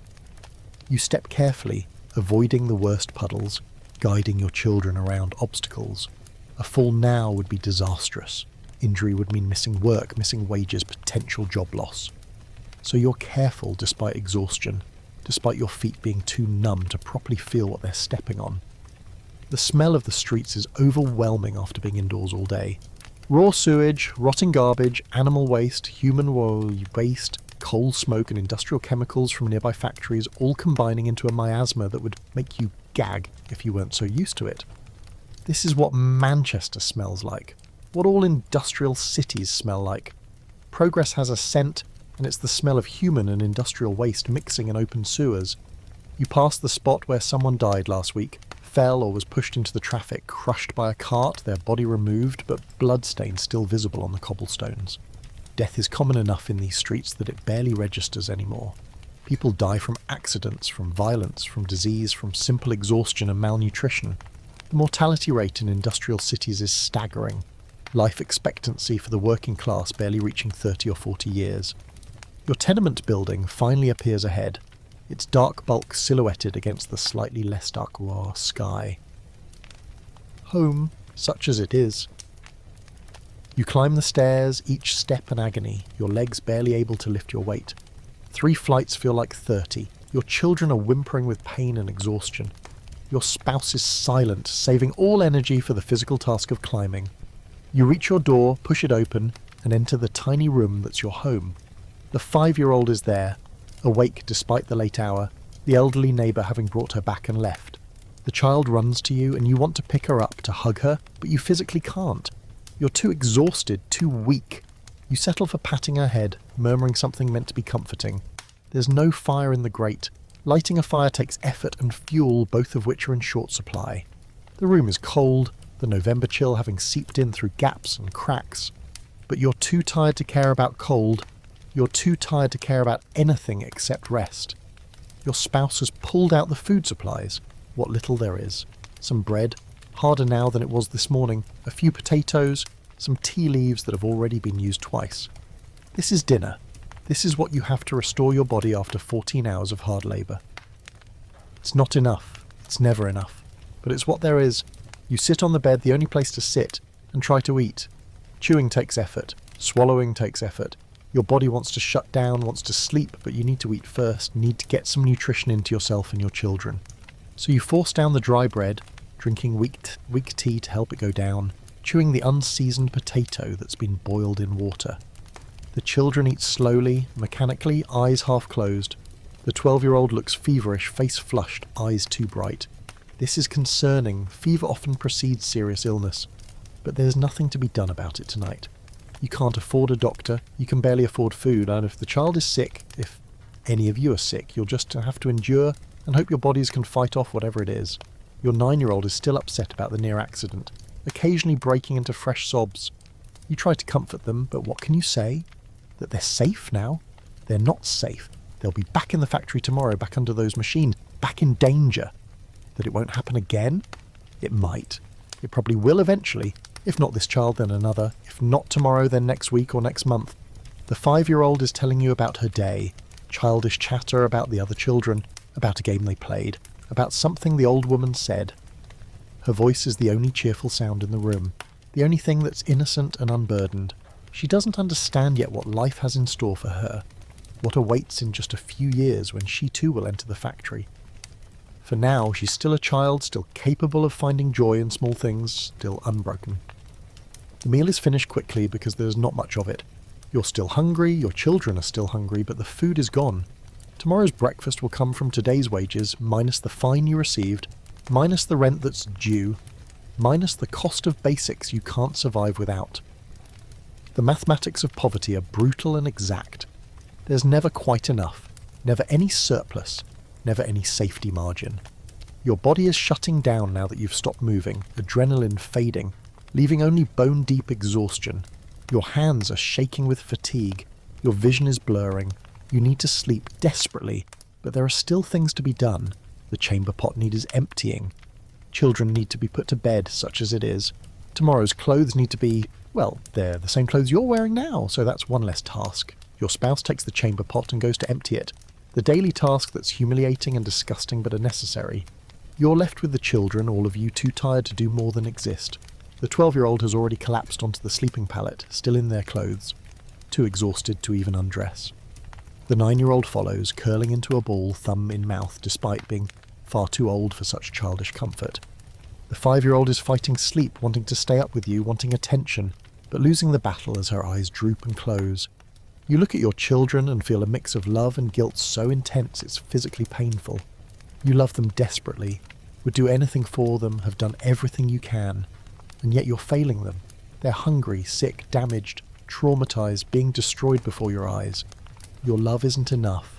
Your work isn't enough. Nothing you do is enough because the system is designed to grind up people like you and your children, to extract every bit of value from your bodies and discard what's left. These thoughts are dangerous. They lead to despair, and despair is a luxury you can't afford. Despair doesn't feed your children. Despair doesn't pay rent. Despair doesn't help anyone. So you push the thoughts away, force yourself to focus on immediate needs, on surviving one more day so you can survive the day after that. Your spouse returns, and together you arrange the children on the pallet, covering them with the thin blanket that's all you have. In winter, you all sleep together for warmth, bodies pressed close sharing heat. But it's not quite cold enough for that yet. So the children get the blanket and you and your spouse will make do with your own body heat and the coats you'll sleep in. The room is dark now, the only light coming from the window, the ambient glow of the city that never fully sleeps. You can hear sounds from other rooms, other families, crying babies, coughing, arguments, the sounds of poverty and suffering echoing through thin walls. Your building houses hundreds of people, all of them struggling, all of them trapped in the same cycle of work and deprivation. You lie down on your portion of the bed, and your body immediately begins cataloguing its injuries and pains. Your back is screaming, your feet are throbbing, your hands are aching, your lungs are tight and painful, your head is pounding. There's not a single part of your body that doesn't hurt. This is normal. This is every night. You've learned to sleep through pain because the alternative is not sleeping, and sleep is essential for surviving the next day. Your spouse lies down next to you, and you automatically shift closer, seeking comfort in physical contact. There's no energy for intimacy, no desire beyond the need for human warmth and connection. You hold hands, your damaged hands clasping their damaged hands, and this simple contact is enough. You're in this together, you're surviving together, that has to be enough. Sleep should come quickly given your exhaustion, but your mind won't shut down. You're thinking about the fine, about how to make up for the lost wages, about whether the 12-year-old's fever means serious illness, about the 9-year-old's near-death experience, about the 5-year-old's future, about bills and rent and food and all the impossible mathematics of survival. You're also thinking about the unfairness of it all, though you try not to because that thinking helps nothing. But how can you not think about it? About the factory owner who lives in luxury built on your suffering, about the middle-class family set who buy the cloth you produce without ever considering where it came from, about the system that treats human beings as machines, as disposable components in the production process. You've heard about other countries, about places where workers have more rights, better conditions, higher wages. But these seem like fairy tales, stories too good to be true, and even if they're real, they're inaccessible to you. You can't afford to emigrate. You can barely afford to stay alive in England. You're trapped here, in Manchester, in this tenement, in this life. Your spouse is already asleep, they're breathing deep and regular, exhaustion having pulled them under. You envy them this quick escape into unconsciousness. Your own mind is still racing, still worrying, still unable to let go. You listen to your children's breathing, making sure they're all still alive, still okay. The constant fear of every working-class parent that one of your children will simply not wake up, will be taken by illness or injury, or the 100 other dangers that stalk the poor. Outside you can hear the city's night sounds, factory whistles marking shift changes, the distant rumble of carts and wagons, shouting from the gin house down the street, a woman screaming whether in pain or anger or fear you can't tell and don't want to know. The city is never quiet, never peaceful. Violence and suffering continue through the night, the darkness hiding what daylight only partially conceals. Somewhere in the building someone is coughing, the deep, racking cough of serious lung disease. The sound goes on and on, painful to hear, a reminder of what awaits you eventually. Most factory workers develop serious respiratory problems. It's not if, but when. Your own cough is already chronic. In a few years, it might be you keeping the building awake with coughing that signals you're approaching death. You finally feel yourself drifting, exhaustion overcoming anxiety, your body demanding rest despite your mind's protests. Your last conscious thought is of tomorrow, of the factory whistle that will wake you in just a few hours, of the cycle beginning again, the endless repetition of work and suffering that is your life. And then you're asleep, or something like sleep, a state of unconsciousness that's not really restful, but that's the closest thing to rest your body will get. Your sleep is disturbed by coughing, by pain that wakes you briefly before exhaustion pulls you under again, by nightmares about machines and accidents and loss. You're sleeping but not recovering, resting but not healing, because one night isn't enough to repair the damage of 14 hours of factory work. The night passes, hours tick by in the darkness, the city continues its restless existence. And before you know it, before you're anywhere near ready, before your body has had time to even begin recovering, the factory whistle sounds again. Another shift, another day, the cycle continues. You wake to darkness and pain and the immediate knowledge that you have to do it all again. There's no choice, there's never any choice. You're a cog in the industrial machine, and the machine doesn't care about your suffering, your exhaustion, your desperation. The machine needs workers, and you need wages, and that's the only relationship that matters. You sit up, every muscle protesting, and begin preparing for another day. Your children wake, groaning, crying softly, but they too know there's no choice. The 12-year-old is definitely sick. You can see it now in the morning light filtering through the window. But sick or not, the child has to work. Missing a shift means lost wages the family can't afford. The cycle begins again. The hurried preparation, the walk through dark streets, the factory gates, the machines, the noise, the heat, the dust, the pain. It's exactly the same as yesterday, and it will be exactly the same tomorrow, and the day after that, stretching forward into a future that holds no hope of change, no possibility of escape, just the same grinding repetition until death provides the only permanent rest. This is life in industrial England in the 1850s. This is what progress looks like for the working class. This is the cost of the cloth that fills shops, the factories that make Britain powerful, the wealth that accumulates in the hands of owners and merchants. This is what the Victorian era really was, beneath the veneer of propriety and prosperity, a time of incredible suffering for the many that enabled incredible luxury for the few. The factory whistle sounds through the Manchester morning, calling workers back to their stations, back to the machines, back to the endless production that feeds the empire's hunger for goods and profit. You and thousands of others respond to that call, filing through the gates, taking your places, beginning another shift that will last until your body is once again pushed to its absolute limits. The overseer is already walking the floor, stick in hand, looking for targets. The machines are already running, warmed up and ready, indifferent to human suffering. The day stretches ahead. 14 hours of labour that will break you down once more, that will take more from you than you can afford to give, but that you'll somehow survive because survival is what humans do, even in impossible circumstances. Your hands return to their familiar motions, tying threads, adjusting tension, feeding the machine its constant diet of cotton. The movements are automatic now, burned into muscle memory through endless repetition. You could probably do this work in your sleep, and sometimes you wonder if you are asleep, if this is all some nightmare from which you'll eventually wake. But you never wake. This is reality. This is your life. The morning progresses exactly as it did yesterday. The same heat builds, the same dust accumulates, the same pain develops in your back, your feet, your hands, the same exhaustion creeps over you. It's monotonous in its horror, predictable in its suffering. There are no surprises in factory work, no variations, just the same unbearable routine day after day. Your 12-year-old is struggling more today, the fever making them weak, making coordination difficult. You watch with growing dread, knowing that illness in factory workers often leads to accidents, that accidents often lead to serious injury or death. But you can't intervene, can't protect your child, can only watch and worry and hope that luck holds one more day. The 9-year-old is back under the machines, the trauma of yesterday's near-death experience apparently not enough to warrant even a day's rest. The factory owner wouldn't allow it even if you asked, and you can't ask, because asking means being labelled a troublemaker means possible dismissal. So your child crawls through danger again, and you try not to think about what could happen, about how easily a small body could be crushed, mangled, destroyed. Hours pass. The morning break comes and goes. Lunch is the same inadequate meal as yesterday. The afternoon drags. The evening approaches. And through it all, the machines run, producing cloth, producing profit, producing nothing but suffering for those who operate them. This is the reality that Victorian progress was built on. The Great Exhibition of 1851, just last year, showcased Britain's industrial might to the world. Visitors marvelled at the machinery, at the products, at the evidence of human ingenuity and advancement.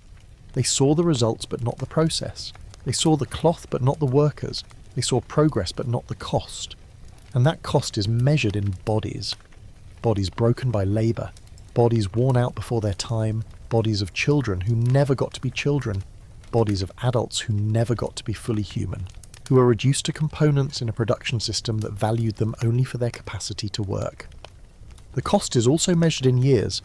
Years stolen from workers who die at 30 or 40 instead of living to 60 or 70.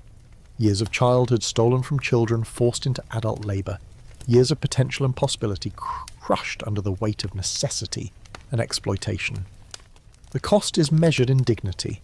The dignity stripped from workers who are treated as less than human, who are beaten and abused and controlled, who have no voice, no rights, no power to change their circumstances. And yet people endure. You endure. Your family endures. All across Manchester, All across industrial England, working class families endure impossible conditions because humans are remarkably resilient, remarkably capable of adapting to suffering, remarkably determined to survive even when survival seems impossible. This endurance isn't noble or inspiring in the way that middle-class observers might imagine. It's not heroic or uplifting. It's simply what you do because there's no alternative. You endure because stopping means death, and the survival instinct is strong enough to keep you going even when every rational calculation suggests that life isn't worth living. But life is worth living somehow, despite everything. It's worth living for the small moments, your 5-year-old smile, your spouse's hand in yours, the brief satisfaction of making it through another day. These moments don't compensate for the suffering. They don't make the system just or acceptable. But they're enough to keep you going, to give you reason to wake up tomorrow and face another shift, another day, another cycle of work and pain and exhaustion. The factory whistle will sound again soon, marking the end of this shift. You'll walk home again, eat again, sleep again, and wake again to do it all over. This is your life. This is the life of millions of workers in industrial England. This is the foundation on which Victorian prosperity was built. And in 170 years, people will look back at this time and wonder how it was possible, how society could allow such suffering, how people could endure such conditions. They'll study it in history books, analyse the economic systems, debate the causes and effects. But they'll do so from the comfort of a world that's moved beyond this. A world where factory conditions have improved, where child labour is illegal, where workers have rights and protections that you could never imagine. They'll look back and be grateful, hopefully, grateful that progress has been made, that conditions have improved, that the worst excesses of industrial capitalism have been curbed through regulation and labour organising and social reform. They'll see your suffering as a historical artefact, a relic of a darker time, something that's been overcome and left behind. But for you, living in 1852, there is no historical perspective, no comfort in knowing that the future will be better. There is only now, only today, only the immediate reality of suffering and survival. You can't see the future. You can't know that things will eventually improve. You can only endure the present and hope that tomorrow isn't worse. The shift is ending now, the whistle sounding its release, workers stumbling away from machines toward the exits. You've made it through another day. Your children have survived. Your family is intact, more or less. Tomorrow you'll do it again, and the day after that, and the day after that. This is Victorian England for the working class. This is the Industrial Revolution from the bottom up, from the perspective of those who powered it with their bodies and their lives. This is history not as a march of progress, but as a story of suffering, exploitation, and the remarkable human capacity to endure the unendurable. As you walk home through the dark Manchester streets, you pass a church where the middle classes are gathering for an evening service. Through the lit windows you can see well-dressed people, clean and comfortable, singing hymns about God's mercy and the blessedness of the poor. They believe, genuinely believe, that poverty is a test of faith, that suffering builds character, that the poor are blessed because they'll inherit heaven even if they have nothing on earth. You wonder if any of them have ever been inside a factory, have ever experienced real hunger, have ever watched their children destroyed by labour. You suspect they haven't. Their religion is comfortable because their lives are comfortable. They can afford to believe in divine justice because earthly justice works in their favour. But you've lost faith in divine justice, if you ever had it. A just God wouldn't allow this. A merciful God wouldn't permit children to be worked to death. A loving God wouldn't create a system where the many suffer, so the few can prosper. Either there is no God, or God doesn't care about people like you, or God's sense of justice is so different from human understanding as to be meaningless. None of these options is comforting. What keeps you going isn't faith in a better afterlife, but the immediate needs of your family. Your children need food, they need shelter, they need you to survive so they can survive. These needs are concrete, immediate, undeniable, so you keep working, keep enduring, keep surviving, not because of hope for heavenly reward, but because of earthly necessity and parental love. The tenement appears ahead, and you feel a mix of relief and despair.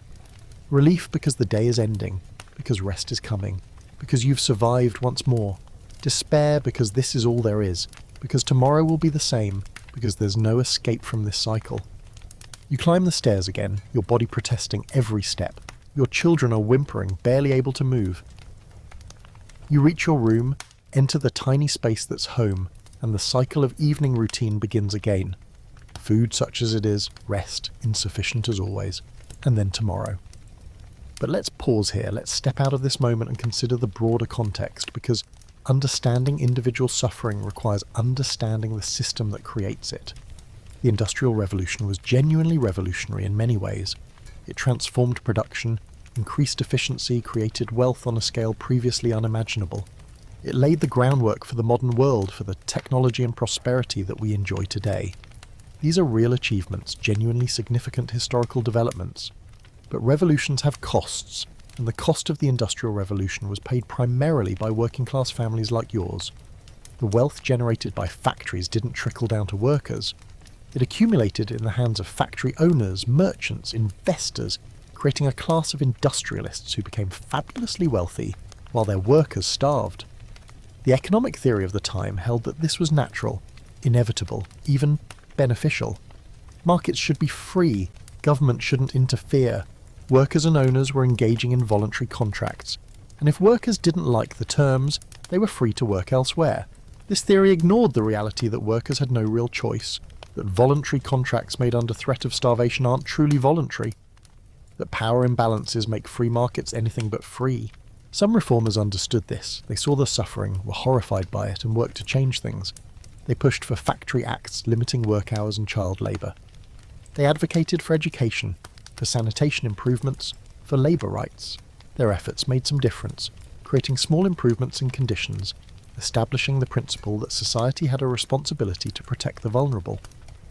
But reform was slow, opposed at every step by factory owners who saw regulation as interference with their property rights and profit margins. The owners genuinely believed, many of them, that they were doing nothing wrong, that they were providing employment and wages, that workers should be grateful for the opportunity to work. They didn't see themselves as exploiters, but as benefactors, as creators of wealth that benefited everyone.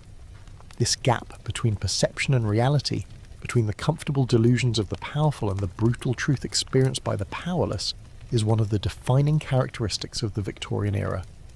The same society that prided itself on moral progress and Christian values was built on a foundation of suffering and exploitation that it largely refused to acknowledge. The workers themselves had limited power to change their situation. Labour organising was difficult and dangerous. Unions were viewed with suspicion, often illegal, or severely restricted. Strikes were broken by force, organisers were fired and blacklisted. The government sided with the owners, using police and military to suppress worker protests, passing laws that favoured capital over labour. Yet organising happened anyway.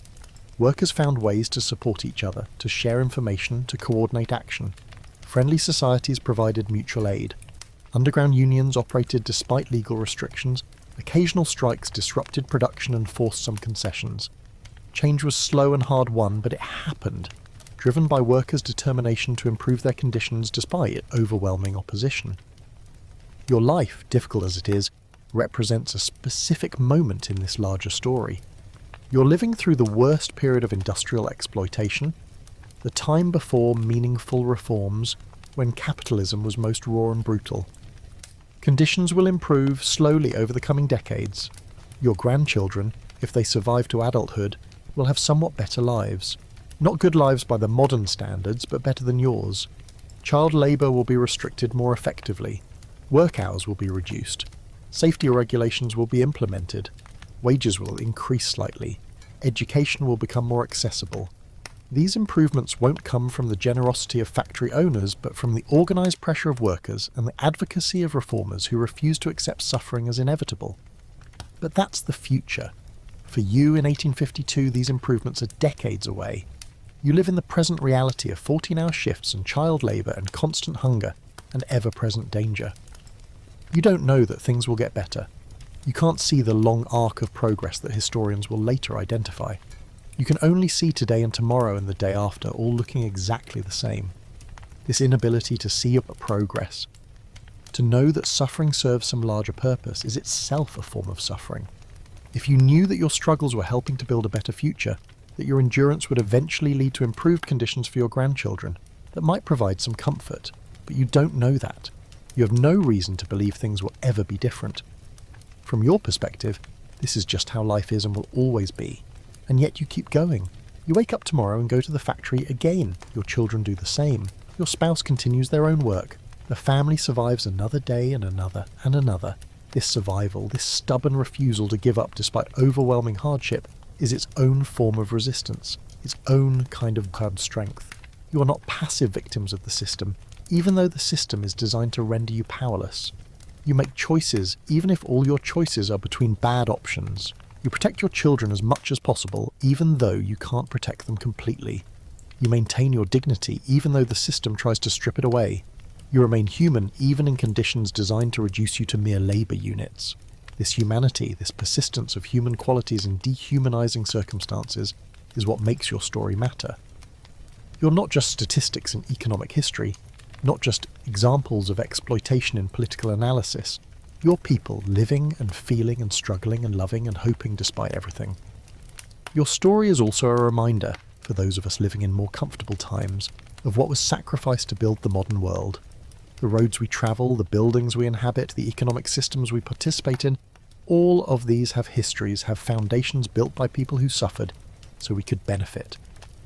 This doesn't mean we should feel guilt exactly, but perhaps gratitude, perhaps awareness, perhaps responsibility to ensure that progress continues, that the suffering that built our comfort wasn't entirely in vain. The night deepens. Your family is asleep around you. Exhausted bodies keep on seeking whatever rest they can find. You're still awake, still thinking, still worrying about tomorrow and all the tomorrows after that, but you're also here, still alive, still fighting, still refusing to give up. Well, that's worth something. That matters, not in the grand sweep of history perhaps, not in the economic calculations of industrial output, but in the immediate reality of your life and your family's lives. You matter. Your children matter. Your suffering isn't just a footnote in the story of progress. It's real, it's important, and it deserves to be remembered and acknowledged. So as you finally drift towards sleep, as exhaustion overcomes anxiety once more, remember that you're doing the best you can in impossible circumstances. You're surviving, which is itself an achievement. You're protecting your family as much as the system allows. You're maintaining your humanity despite everything designed to destroy it. Tomorrow will be hard. The day after will be hard. All your days will be hard, but you'll face them as you've faced all the days before with the stubborn endurance that characterizes the working class of your era. You'll wake up, you'll work, you'll suffer, and you'll survive. And in surviving, you'll be part of the foundation on which a better future will eventually be built.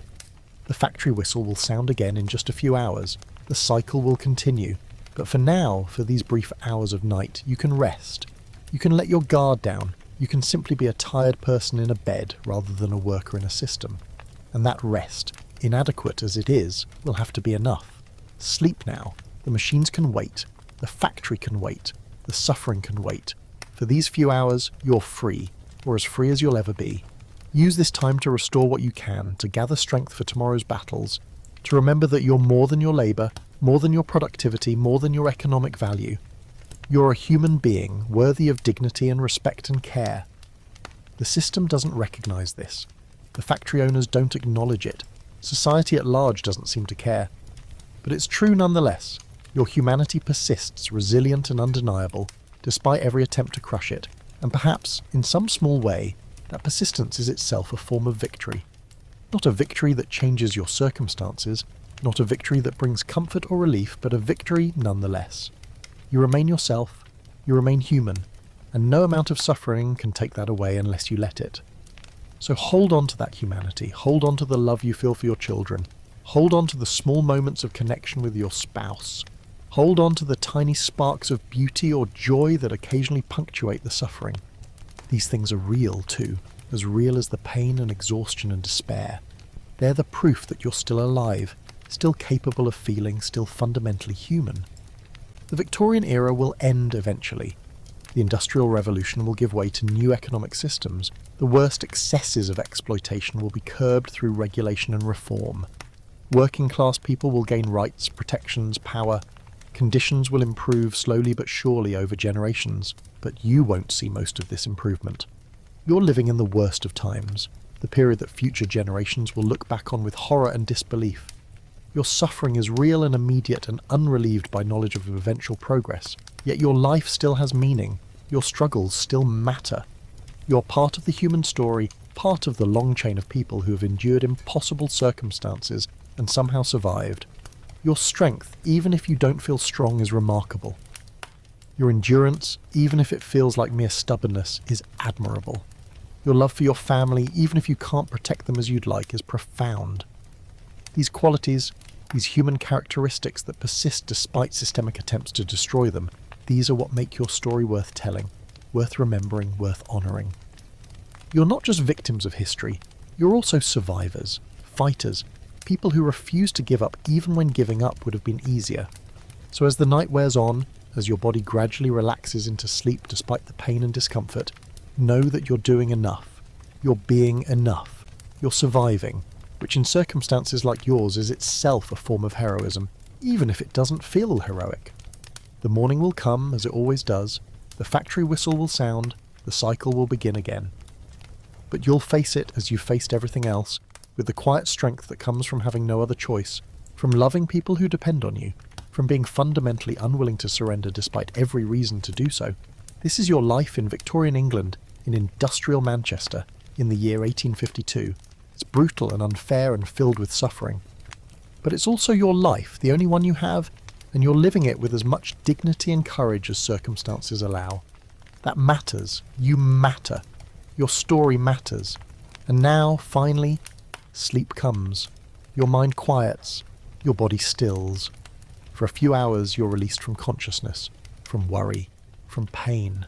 It's not peace exactly, but it's the closest thing to peace you'll know, and it will have to be enough to sustain you through another day, another shift, another cycle of work and suffering and survival. Rest now, tomorrow comes soon enough. But for now, rest. You've earned it, though the system will never acknowledge that. You've survived another day, which is itself an accomplishment. So rest and gather what strength you can for the battles ahead. The machines will wait, the factory will wait, the suffering will wait. For now, just rest. As sleep deepens, your mind begins to let go of the day's worries, at least temporarily. Dreams come, confused and fragmented, mixing memories with anxieties, reality with distorted fantasy. You dream of machines that chase you, of falling into gears and belts, of your children crying out for help while you're paralysed, unable to move. These nightmares are common among factory workers, the subconscious mind processing trauma and fear that can't be fully acknowledged during waking hours. But there are other dreams too, better ones, though they come less frequently. Dreams of your childhood, before the factories, when life was hard but different. Dreams of impossible futures where your children are safe and fed and happy. Dreams of rest, real rest.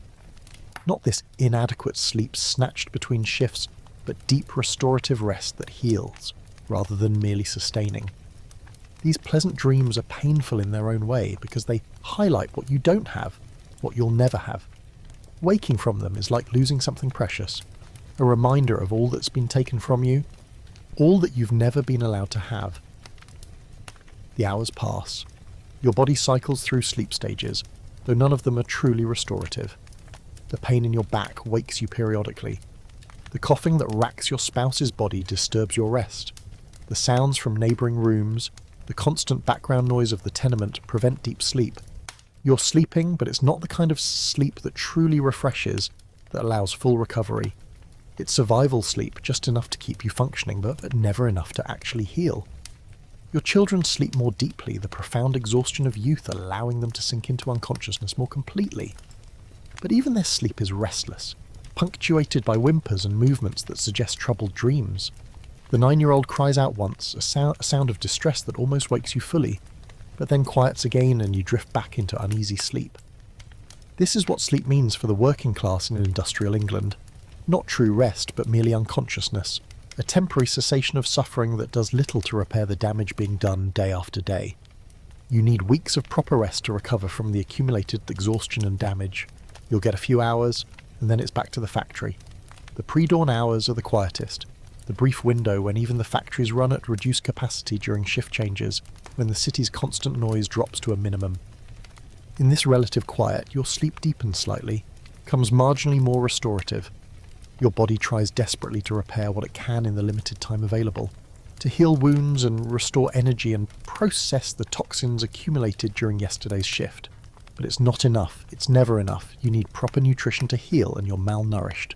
You need clean air, and you're breathing coal smoke even in sleep. You need safety and security, and you're living with constant stress and fear. Your body is fighting a losing battle, doing its best with insufficient resources, slowly wearing down despite its remarkable resilience.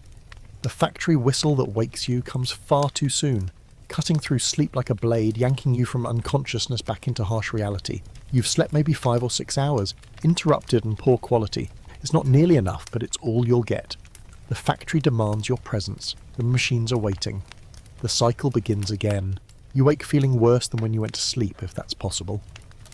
The exhaustion is deeper now, more profound. The kind of tiredness that's accumulated over weeks and months and years of insufficient rest. Your body is operating on reserves that are nearly depleted, running on fumes, held together by sheer determination and the biological imperative to survive. But you get up anyway. You wake your children, who groan and cry but who also know they must rise. You go through the minimal morning routine. No washing, because there's no time and no clean water. No breakfast, because there's nothing to eat until later. Just the basic movements required to leave the tenement and walk to the factory. The streets are dark still, the sun not yet risen, the November morning cold and damp.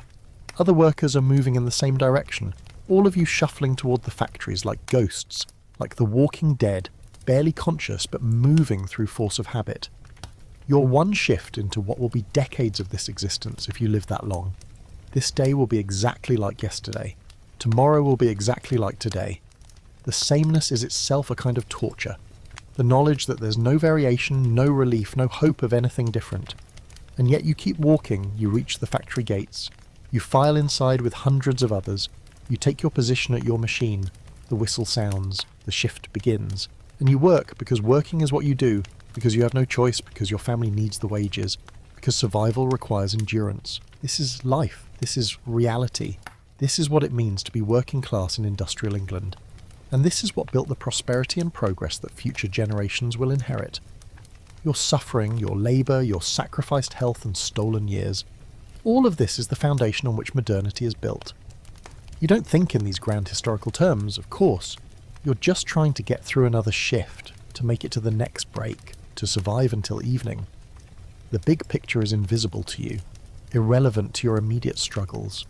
You're focused on the next minute, the next hour, the immediate task of staying alert enough to avoid accidents, of maintaining the pace required to avoid punishment, of enduring just a little longer. But from a distance, from the perspective of someone looking back across nearly 2 centuries, your story illuminates the human cost of industrial development. Progress wasn't free, it wasn't inevitable. It was built on the bodies and lives of people like you, people whose names are forgotten but whose suffering was very real. This is why your story matters. Not because you're special or unique, but precisely because you're not. You represent millions of workers who lived similar lives, who endured similar conditions, who suffered similarly, and whose suffering has been largely erased from popular narratives of the Victorian era.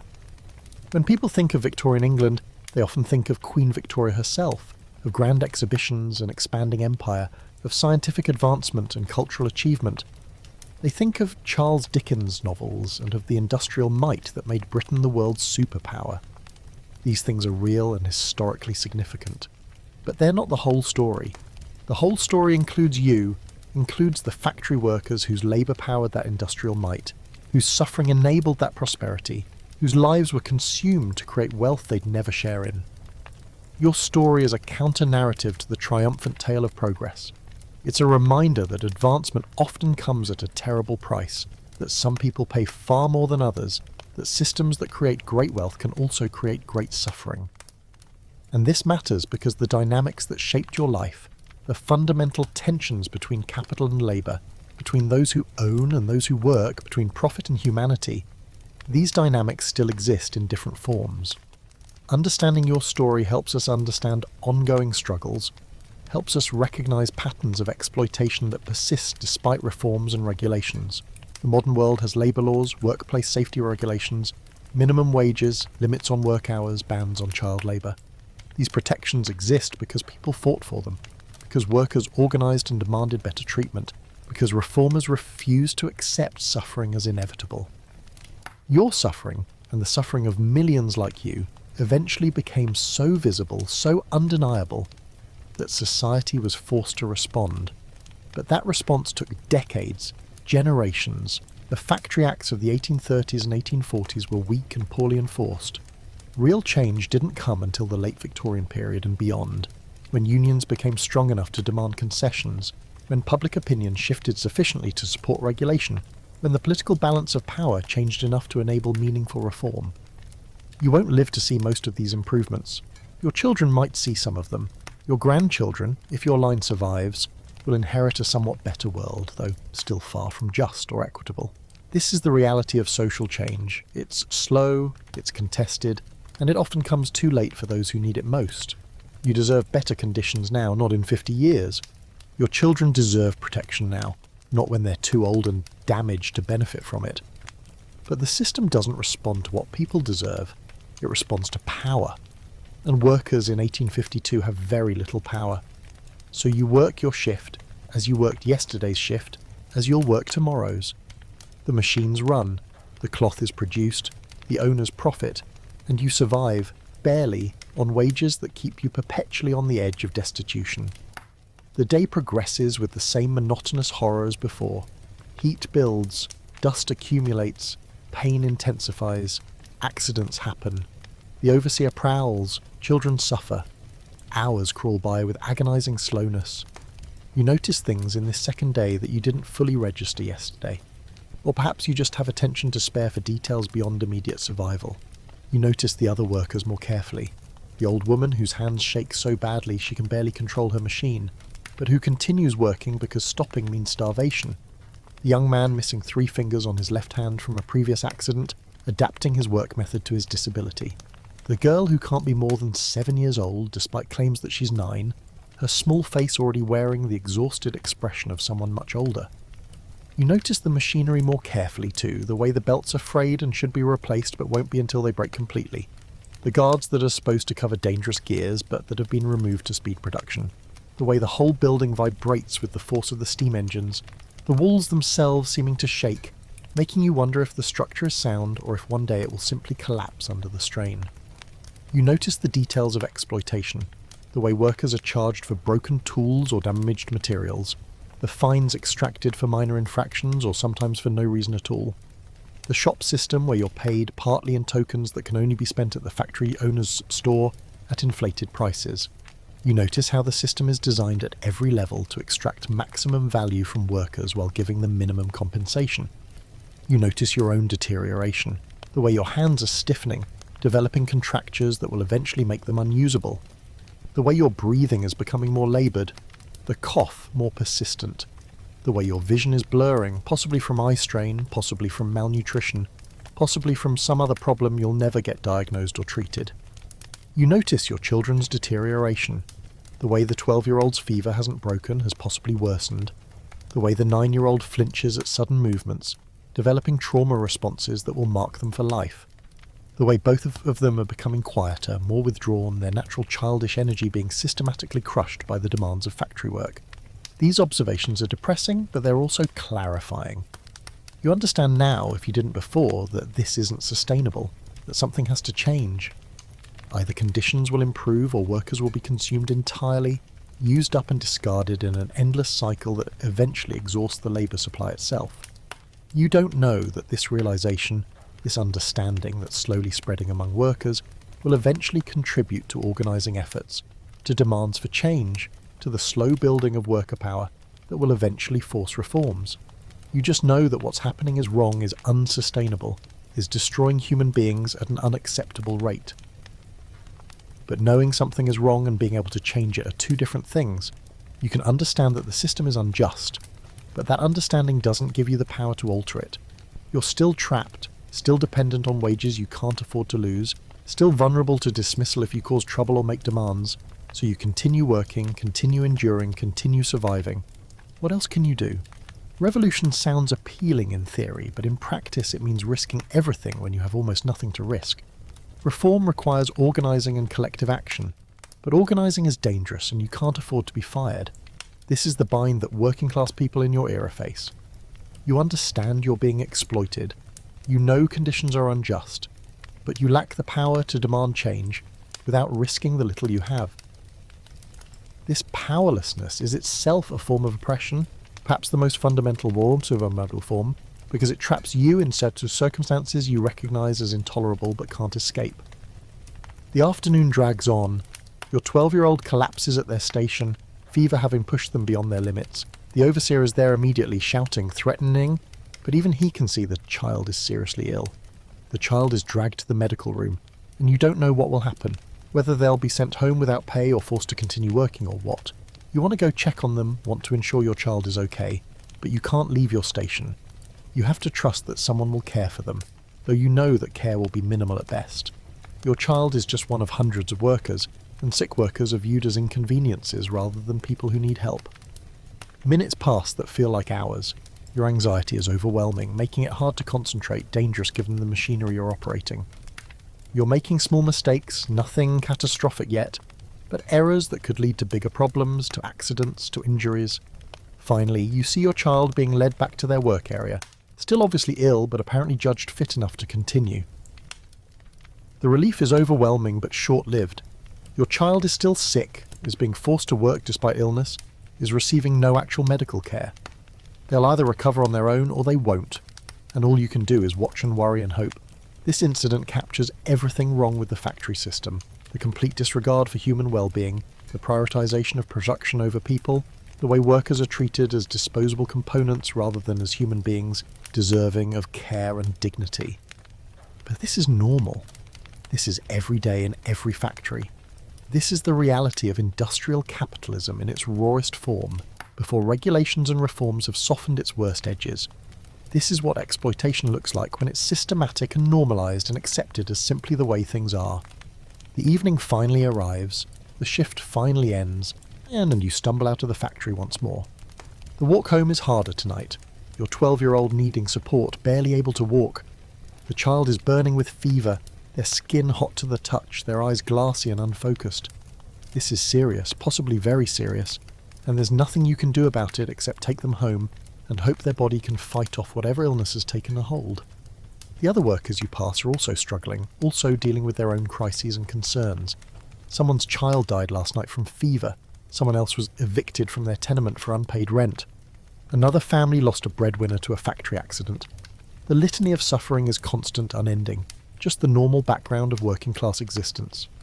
You reach your tenement, climb the stairs with enormous effort, your sick child leaning heavily against you. Your spouse is already home from their own shift, looking as exhausted and damaged as you feel. Your 5-year-old runs to you, and this time you do pick her up, finding strength you didn't know you had left, holding her close for a moment before setting her down. The 12-year-old is laid on the sleeping pallet, shivering, despite the fever, their body fighting battles it's ill-equipped to win. Malnutrition, exhaustion, constant exposure to factory toxins, all of this has weakened their immune system, made them vulnerable to infections that a healthy, well-fed child might easily overcome. You have no medicine to give them, no doctor to call, no treatment except water and rest, neither of which you can provide adequately. The water is contaminated, the rest is insufficient because your child will be expected back at the factory tomorrow unless they're literally dying. This is one of the cruelest aspects of working-class life, watching your children suffer and being unable to help them, being powerless to provide the care they need, having to choose between their health and the family's survival. If your child stays home to recover, the family loses their wages, which might mean everyone goes hungry.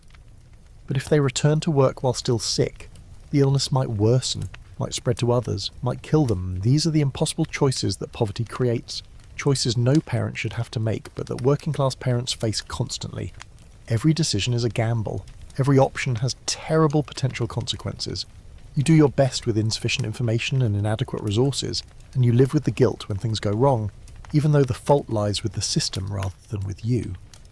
The evening passes in worried vigil. Your 12-year-old's fever climbs higher. They are delirious now, muttering nonsense, occasionally crying out. You cool their forehead with damp rags, the water from the contaminated tap possibly doing more harm than good, but what else can you do? Your other children watch with frightened eyes, understanding that their sibling is very sick, possibly understanding that death is a real possibility. The 5-year-old asks if their sibling will be okay, and you don't know how to answer. You want to reassure, to promise everything will be fine, but you don't know that. People die from fevers like this all the time, children especially, their weakened bodies unable to fight infections that should be survivable. So you give a non-answer, something vague and hopefully comforting, and distract the 5-year-old with some small task. But the fear remains, hanging over the room like the coal smoke that hangs over the city, pervasive and inescapable. Night comes. You should sleep, need to sleep, but how can you sleep when your child is so ill? You sit beside them instead, watching their laboured breathing, monitoring their fever, doing the useless things that at least let you feel like you're doing something. Your spouse eventually convinces you to lie down, to rest at least a little, promising to watch over the sick child. You do, but sleep is impossible. You lie awake listening to your child's breathing, to the sounds of the tenement around you, to the nighttime noises of the city, and you think about all the things you'd change if you could, all the ways life could be different if the world was just, if the system valued people over profits, if workers had rights and protections and power. But the world isn't just. The system doesn't value people. Workers don't have rights or protections or power. This is reality, and wishing it were different accomplishes nothing. All you can do is survive it, endure it, hope that somehow your family makes it through, despite everything arrayed against you. The hours pass slowly. Your child's fever peaks sometime after midnight, their body burning, their breathing rapid and shallow. You're certain now that they're dying, that you're about to lose this child the same way you lost 3 others, that death is coming to claim another victim from your family. But then, slowly the fever breaks. Your child's temperature starts to drop. Their breathing eases, the crisis passes, and by dawn they're sleeping more peacefully, the worst apparently over. The relief is overwhelming, but it's tempered by knowledge of what comes next. Your child has survived this illness, but they're weakened, damaged. They need days or weeks of rest and good nutrition to fully recover. They'll get neither. Tomorrow or the day after at most, they'll be expected back at the factory, back to the conditions that made them sick in the first place. This is another cruelty of the system. Even when you manage to survive a crisis, there's no time to recover, no opportunity to heal properly. You're pushed immediately back into the same circumstances that created the problem, setting up the next crisis, the next illness, the next emergency. The factory whistle sounds, announcing the start of another day. You've been awake most of the night, caring for your sick child, and now you have to work another 14-hour shift. Your spouse has to do the same. Your 9-year-old has to return to the factory. The 5-year-old will go to the neighbour. Only the 12-year-old will stay home, too sick to work even by factory standards, and even that reprieve will last only a day or 2 before they're expected back. You drag yourself out of bed, wake your 9-year-old, go through the now familiar routine of leaving for the factory. Your body is screaming for rest that it won't get. Your mind is foggy from sleeplessness and worry. You're operating well below full capacity, which makes you more likely to have accidents, to make mistakes, to suffer injuries, but the factory doesn't care about your sleepless nights or your sick child or your compromised state. The factory only cares about production, about maintaining the schedule, about meeting quotas and generating profit. Your personal circumstances are irrelevant to the machinery of industrial capitalism.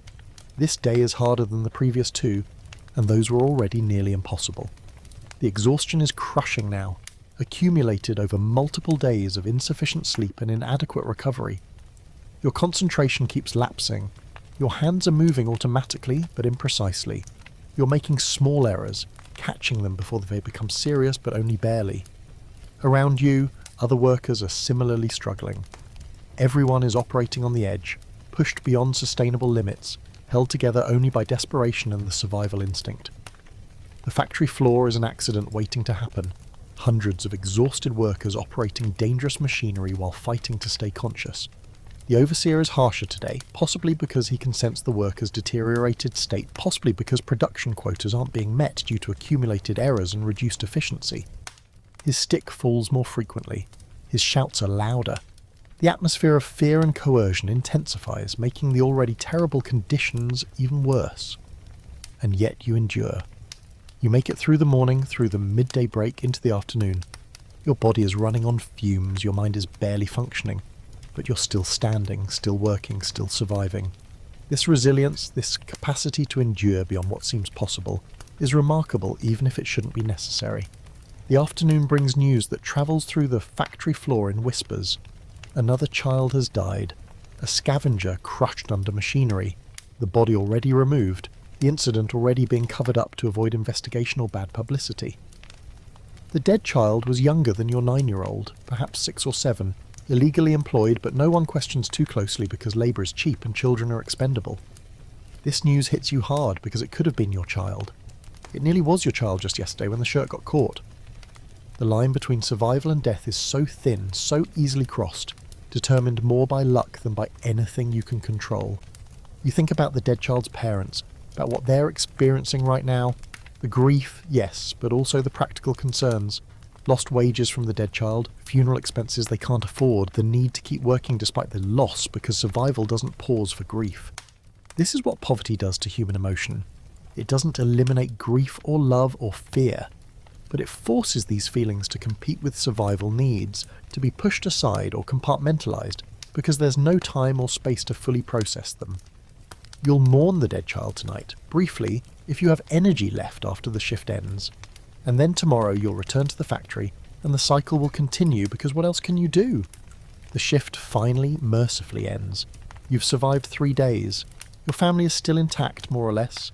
Your 12-year-old is alive, recovering at home. Your 9-year-old made it through another day without being killed. You and your spouse are still employed, still earning wages. By the standards of working-class existence, this counts as success. The walk home is mechanical now, your body moving through habit rather than conscious direction.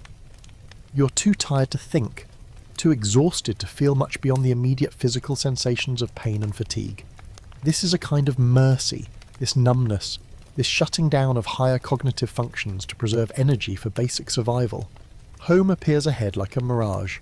You climb the stairs one final time today, enter your room, and find your 12-year-old awake, still weak but visibly better. This small victory, this child's survival, is something to hold on to. A rare moment of relief in an otherwise relentless stream of suffering. The evening routine happens. Inadequate food, minimal rest, the preparation for tomorrow's repetition of the same cycle. But tonight there's also a small celebration, unspoken but felt, that your family survived another crisis, that death came close but didn't claim anyone this time. As you lie down to sleep, as exhaustion pulls you toward unconsciousness, your mind drifts to thoughts about the future, about what life might be like for your children when they're adults, about whether anything will ever change. You don't know that change is coming slowly but inevitably. You don't know that the suffering you're experiencing is helping to build pressure for reform, that the visibility of exploitation is creating moral discomfort among the middle classes, that workers are beginning to organise despite the risks and restrictions. You don't know that your grandchildren will have somewhat better lives, that child labour will be restricted more effectively, that work hours will be reduced, that wages will increase, that workplace safety will improve. You can't see the long arc of progress that historians will later identify. But perhaps you sense something, some small hope that keeps you going beyond mere survival instinct. Perhaps you believe, even without evidence, that things can be better, that they should be better, that the current system isn't inevitable or unchangeable. This hope, however small and perhaps irrational, matters. It's what sustains people through impossible circumstances. It's what motivates the first tentative steps toward organising, toward demanding better treatment, toward imagining alternatives to the current system. You are, whether you know it or not, part of a larger story, a story of exploitation and resistance, of suffering and resilience, of systems that crush people and people who refuse to stay crushed. Your individual life might seem insignificant in the grand sweep of history, but you're part of the collective working class whose struggles will eventually force change.